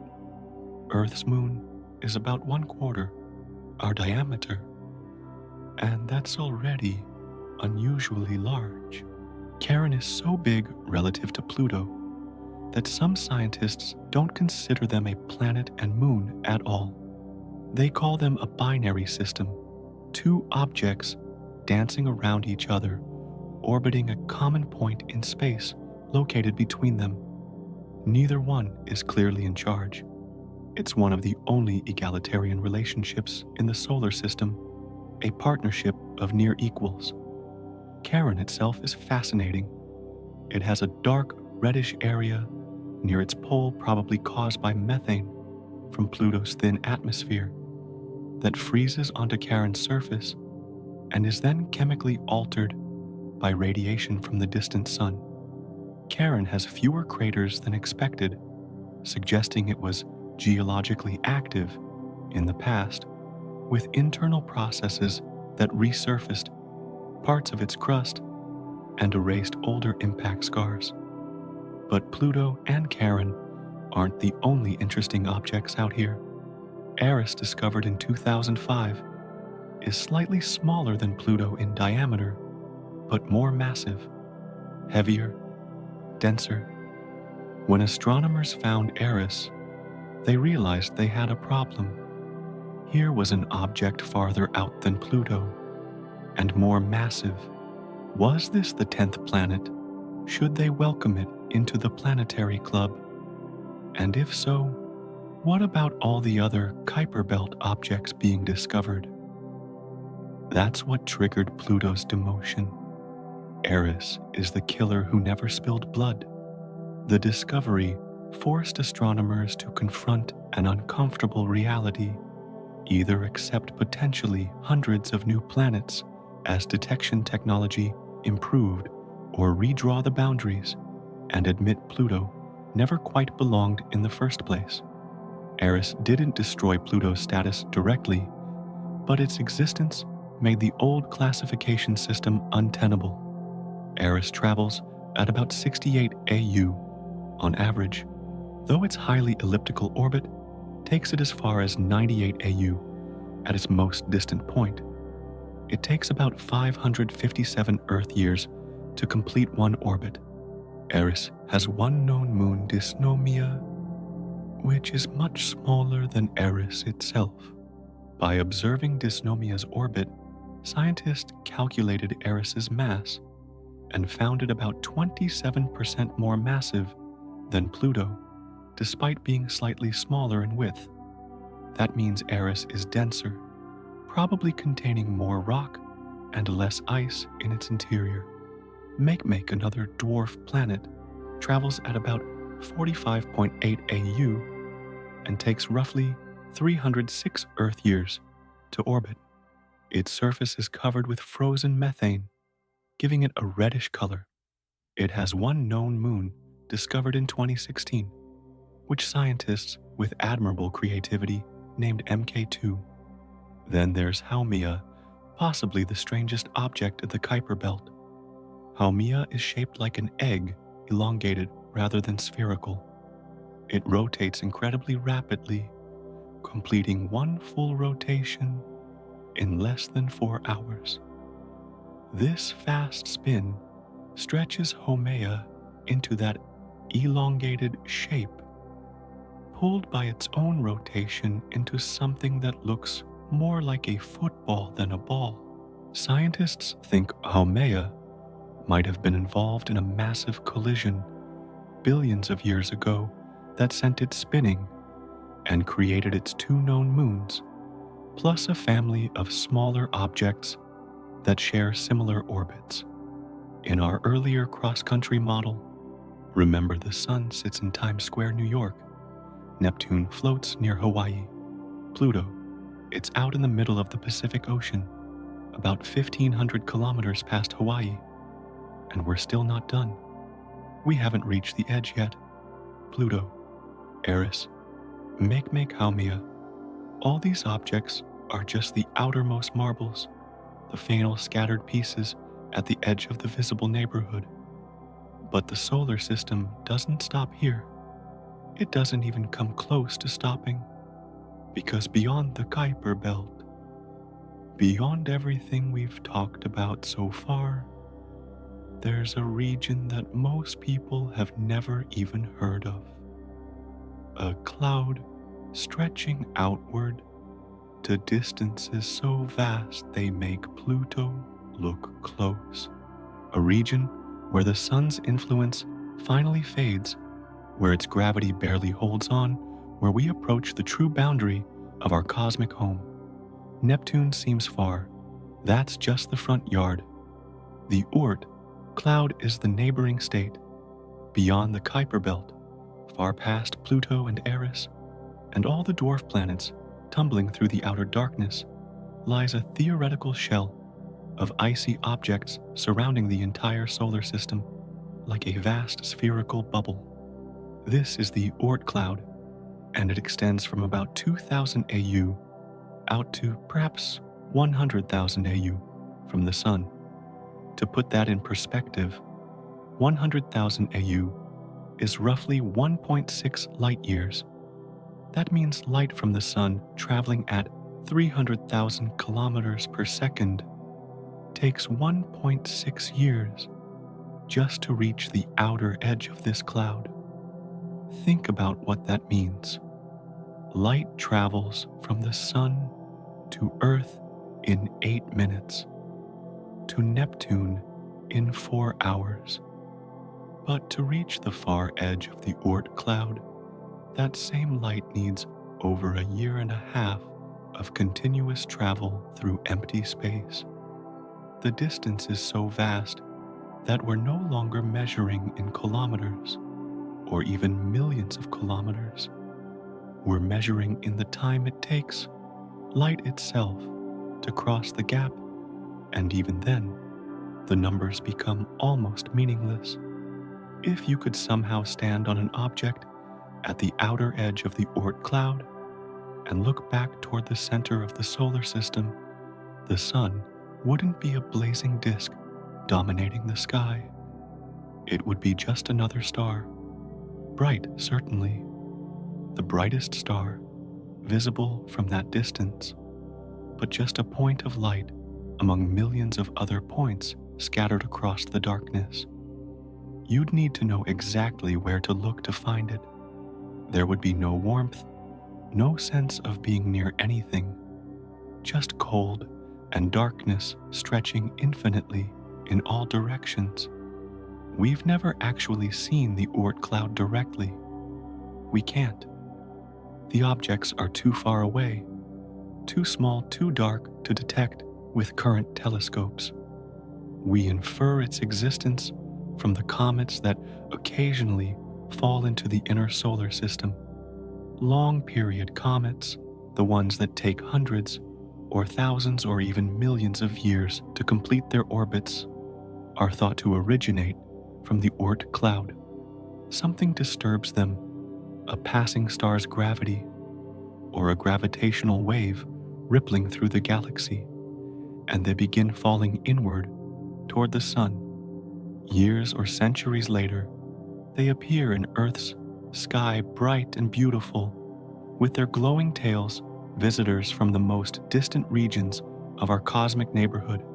Scientists estimate the Oort cloud might contain 2 trillion icy objects, 2,000 billion chunks of frozen material, each one a potential comet scattered across a volume so enormous it defies comprehension.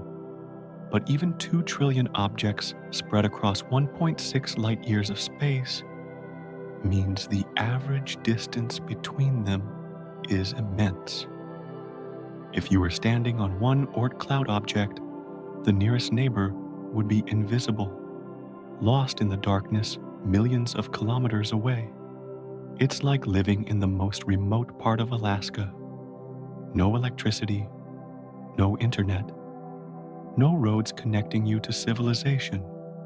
Technically, you're still part of the United States, still within the national borders, but practically, you might as well be on another planet.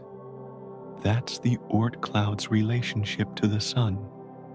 Technically, part of the solar system, still bound by the sun's gravity, but so distant that the connection feels abstract, theoretical, barely meaningful. Voyager 1 crossed the heliopause in August of 2012, entering interstellar space after flying for 40 years. The heliopause is the boundary where the solar wind, that stream of charged particles flowing outward from the sun, finally meets the interstellar medium and stops. It's effectively the edge of the sun's direct influence, the place where our star's bubble ends and the space between stars begins. Voyager 1 was about 122 AU away when it crossed that boundary, 122 AU, after 40 years of flight at over 17 kilometers per second, and it still hasn't reached the Oort cloud, not even close.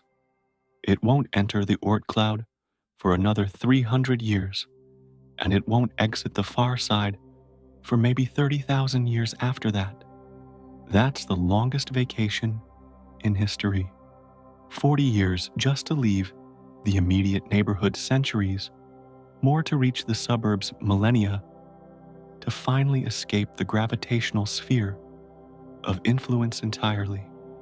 Remember when we talked about the moon being far, 384,000 kilometers? Seemed like an incredible distance.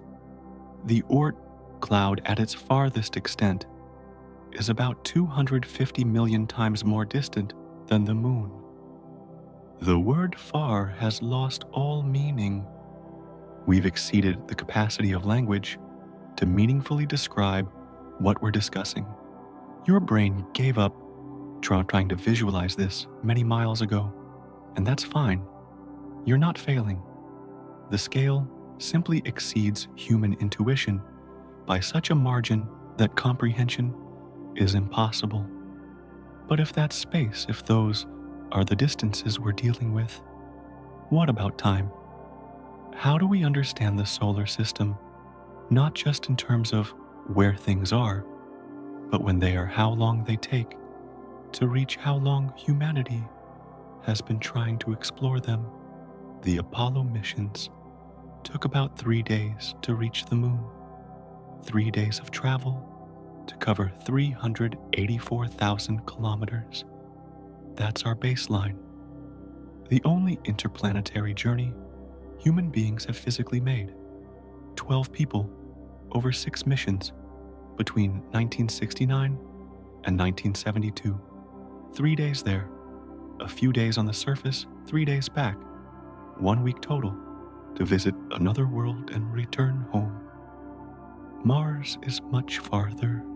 The distance between Earth and Mars varies depending on where both planets are in their orbits, but a typical trip takes between 6 and 9 months. 6 to 9 months of continuous travel through empty space in a cramped spacecraft, exposed to radiation, breathing recycled air, eating preserved food, waiting and hoping nothing breaks. The Perseverance rover, which landed in February 2021, took about 7 months to make the journey. Jupiter is even more distant. The Galileo spacecraft launched in 1989 took 6 years to reach Jupiter. 6 years of flight through the solar system just to arrive at the first of the gas giants. The Juno mission, launched in 2011, took 5 years. 5 years before it could begin its scientific mission.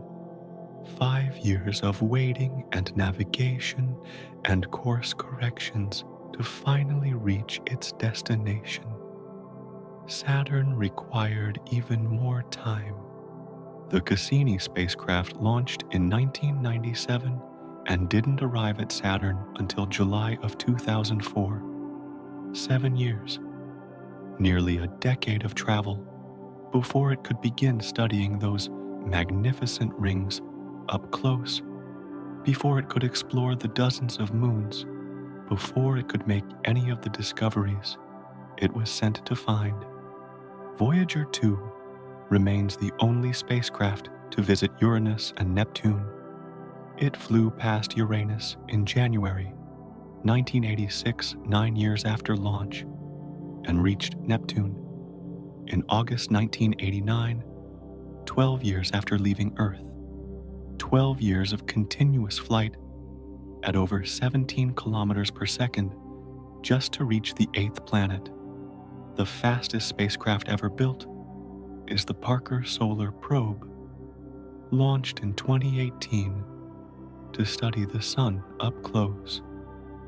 At its maximum velocity, it reaches about 690,000 kilometers per hour, 429,000 miles per hour. At that speed, it could travel from New York to Los Angeles in about 7 seconds. That's incomprehensibly fast by any normal standard, faster than anything humans have ever created. And yet, even at that incredible velocity, it would still take about 9 months to reach Neptune. 9 months at the fastest speed we've ever achieved, and we've only reached the last planet. Apollo 10, during its return from the moon in May 1969, holds the record for the fastest speed ever achieved by a crewed vehicle. It reached about 39,900 kilometers per hour, roughly 24,791 miles per hour. At that speed, you could drive from New York to Los Angeles in about 6 minutes. But even at that velocity, it would take about 8 years to reach Saturn. 8 years of continuous travel at the fastest speed humans have ever personally experienced. Voyager 1 and Voyager 2 launched in 1977. That's 47 years ago now. They've been flying for nearly half a century. They're still flying. They'll fly forever, actually drifting through interstellar space, long after they've run out of power, long after they can communicate with Earth, long after everyone who built them has died. They'll be traveling through the galaxy for billions of years, silent ambassadors, carrying messages from a species that might not even exist anymore by the time anyone finds them. Both Voyagers carry Golden Record's 12-inch gold-plated copper discs containing sounds and images selected to represent Earth. There are greetings in 55 languages, music from different cultures, sounds of nature, photographs of people and places, diagrams showing our location in the galaxy. The Golden Record was meant as a message to potential alien civilizations who might someday encounter these spacecraft drifting through the void. But really, the Golden Record is a message to ourselves, a statement of who we were in 1977, what we thought was important, what we wanted to say about humanity to the universe. It's a time capsule that will outlast our civilization, outlast our planet, maybe outlast our species entirely, long after Earth is gone, consumed by the sun's red giant phase in 5 billion years. Voyager 1 and 2 will still be out there carrying those records, evidence that we existed, that we thought and felt and reached for the stars. It's like the longest road trip you've ever taken, the most exhausting journey you've endured multiplied by 10,000. Every spacecraft mission to the outer planets represents years of planning, years of travel, years of waiting before anything can happen. And this is why this story is long, because space is long. Space is vast. Distance dominates everything. While I've been talking while you've been reading, Voyager has traveled another 170 kilometers. It's been doing that every second since 1977, and it's barely anywhere. Still in the outer suburbs of the sun's influence, not even close to the Oort cloud, thousands of years away from any other star. But we've talked about space. We've talked about distance, about the vast emptiness between worlds, about how far apart everything truly is. Now we need to talk about something else. Our position, our location, not just in the solar system, but in the universe. Because understanding where we are, truly understanding it, changes everything. Earth isn't just small, it's an impossible miracle. We orbit at exactly the right distance from the sun for liquid water to exist on our surface. This region is called the habitable zone, the narrow band around a star where temperatures allow water to remain liquid rather than freezing solid or boiling away into vapor. Venus orbits just inside the inner edge of this zone, and it's too hot, a hellish pressure cooker with surface temperatures that melt lead. Mars sits near the outer edge, and while it's technically within the habitable zone, it's too cold and too small to hold onto a thick atmosphere. Earth, we're right in the middle, the Goldilocks position. Not too hot, not too cold, just right. But being in the habitable zone isn't enough. Mars proves that. You need more, much more. Earth has a large moon, formed about 4.5 billion years ago, when a Mars-sized object called Theia crashed into the early Earth in a catastrophic collision. The debris from that impact eventually coalesced into the moon. That large moon stabilizes Earth's axial tilt, keeping our seasons relatively consistent over millions of years. Without the moon, Earth's tilt would vary chaotically, causing extreme climate swings that would make complex life difficult or impossible to evolve. The moon also creates tides, which might have played a role in life's transition from ocean to land billions of years ago. Earth has a strong magnetic field generated by the churning of molten iron in its outer core. This magnetic field extends far into space, creating the magnetosphere that protects us from the solar wind, that constant stream of charged particles flowing outward from the sun.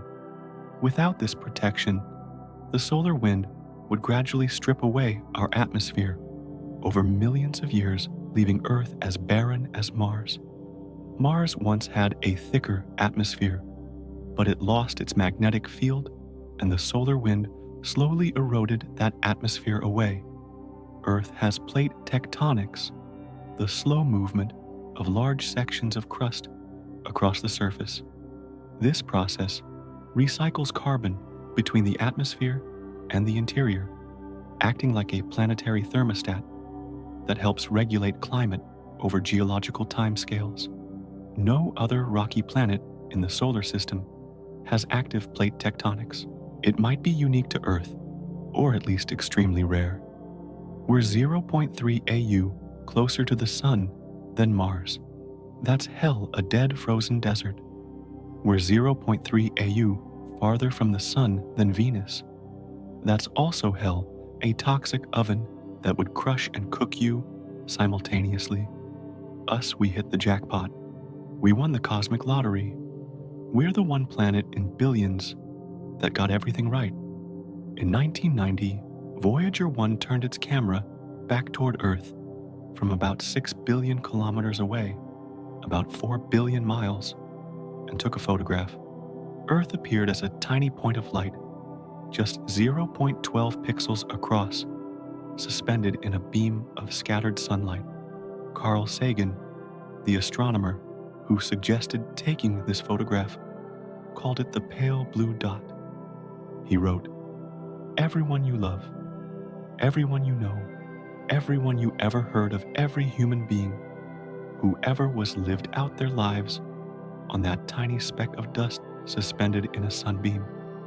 That photograph isn't just beautiful, it's a mirror. Every war ever fought, every love story, every scientific discovery, every work of art, every triumph and tragedy in human history, all of it happened on 0.12 pixels. From 6 billion kilometers away, you can't see countries or cities. You can't see oceans or continents. You can't see any evidence that Earth is special at all. It's just another pale dot among millions. The Milky Way galaxy contains between 100 billion and 400 billion stars. Our sun is just one of those hundreds of billions. The observable universe contains an estimated 2 trillion galaxies. 2,000 billion galaxies, each containing hundreds of billions of stars. The total number of planets in the observable universe is almost impossible to estimate, but conservative calculations suggest at least 100 billion trillion. That's a 1 followed by 23 zeros. 100,000 billion planets.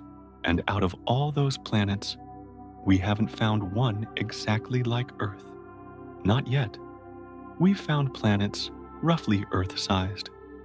We've found planets in their star's habitable zone, but we haven't found one that checks all the boxes. Right size, right distance, magnetic field, large moonplate tectonics, stable climate.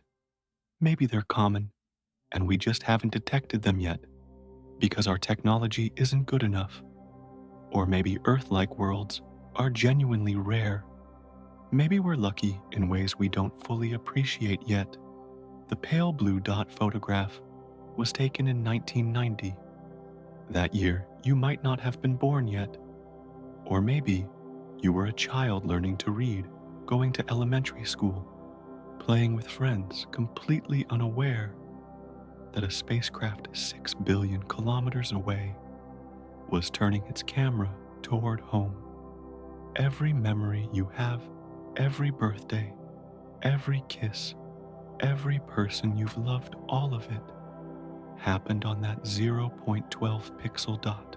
And among the 6 billion people visible in that photograph, not one of them knew they were being photographed. Not one could see the camera pointing back at them from the edge of the solar system. It's like looking at an old family photograph and seeing yourself tiny in the corner, barely visible, but knowing that small figure represents your entire world at that moment. Earth is a 5-star restaurant in the middle of a desert, 1,000 kilometers in every direction. There's nothing but sand and rock and death. And somehow, in this one spot, everything came together perfectly. Water atmosphere, magnetic field, stable climate, the right distance from a stable star. It's so improbable, it almost seems designed. But it's not. It's just luck. Cosmic luck. On a scale we're only beginning to understand. And the last thing, the most important thing, the universe is about 13.8 billion years old. Earth formed about 4.6 billion years ago, roughly 1/3 the age of the universe itself. For the first 9 billion years, after the Big Bang, Earth didn't exist. Our sun didn't exist. The solar system was nothing but scattered atoms, drifting through space, waiting to collapse into something organized. Modern humans, Homo sapiens, have existed for about 300,000 years. That's 0.007% of Earth's history. It's 0.002% of the universe's history. If the universe were compressed into 1 year, with the Big Bang happening at midnight on January 1st, humans wouldn't appear until 11:59 p.m.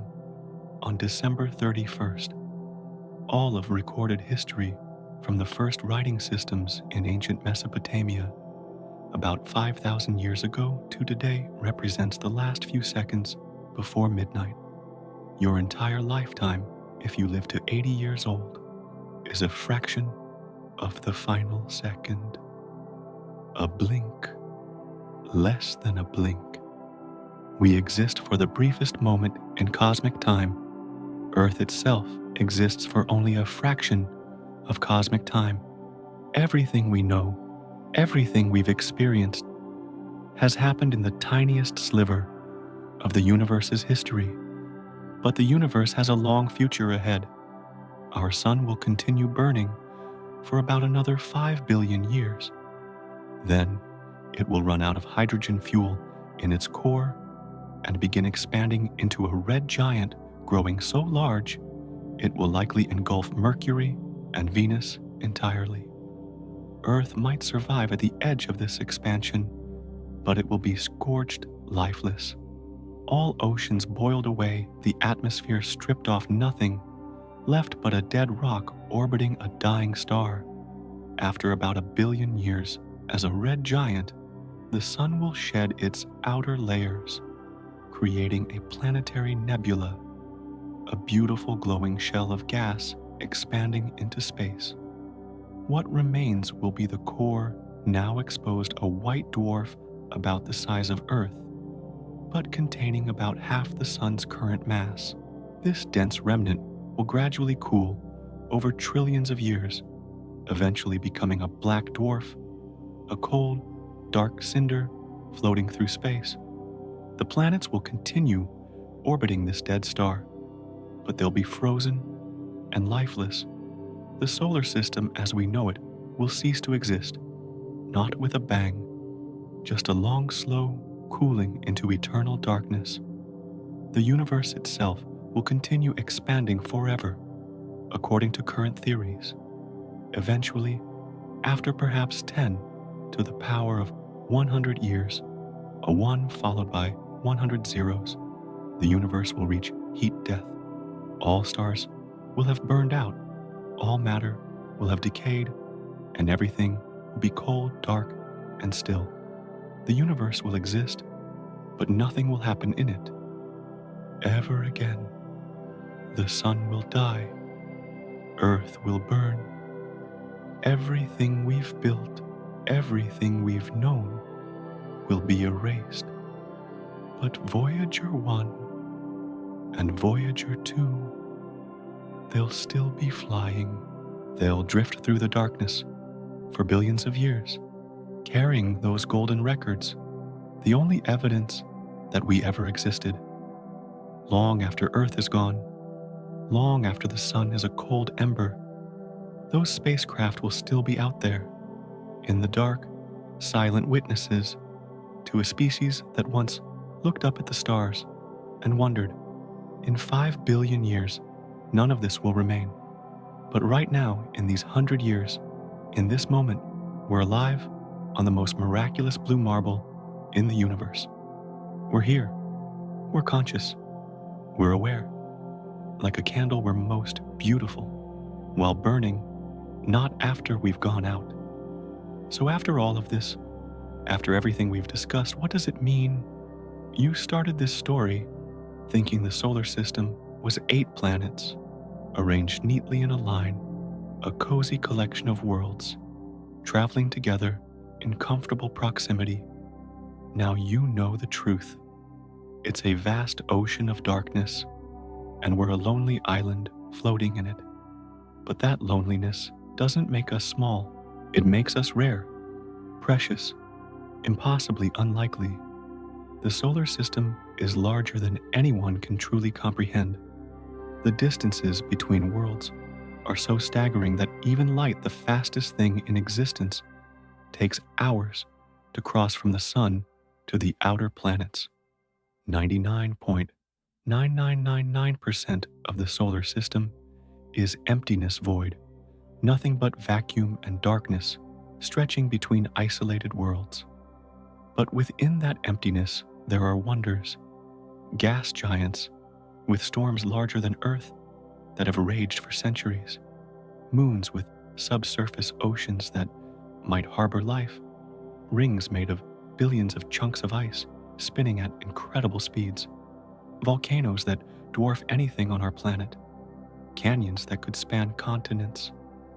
And in the midst of all this one small rocky world, at just the right distance, with just the right size, with just the right moon and magnetic field where liquid water flows and life thrives, humanity is small.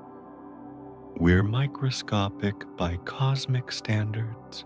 Our entire planet is a speck of dust in a solar system that is itself a speck in a galaxy that is itself a speck in a universe containing 2 trillion galaxies. Every problem that dominates our news, every conflict that seems overwhelming, every stress that keeps you awake at night, all of it is happening on a pale blue dot barely visible from the outer solar system.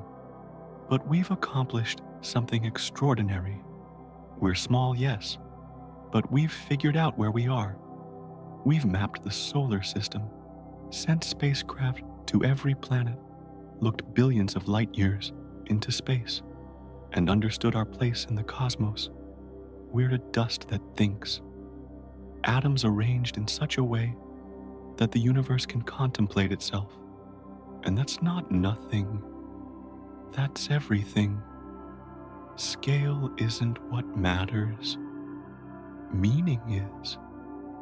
And we, these thinking specks of dust, we are the meaning. In 100,000 AU of space, across 13.8 billion years of time, among 2 trillion galaxies and 100 billion trillion planets, there's one place where you're breathing, thinking, understanding. Right here, right now. The next time you look up at the night sky, remember this: every point of light you see is as distant as the story we just told. Those stars are separated by distances that make the solar system look tiny, but you can still see them. Your eyes can capture photons that traveled for years or centuries through empty space to reach you, and that's extraordinary enough. If you feel small after all this good, you are small, but you're also part of the largest thing that's ever existed. You're made of atoms forged in the cores of dying stars. You're standing on a planet orbiting a star in a galaxy containing hundreds of billions of other stars. You're a piece of the universe experiencing itself. This story doesn't have an ending. The solar system is still spinning. The planets are still orbiting. The sun is still burning. And you're still part of it. A brief, brilliant part of something vast and ancient and ongoing. Keep looking up at the stars. Keep wondering. Keep asking questions. Because in a universe this large, this empty, this indifferent, the fact that you can look up and understand what you're seeing is the most unlikely, most beautiful thing that's ever happened.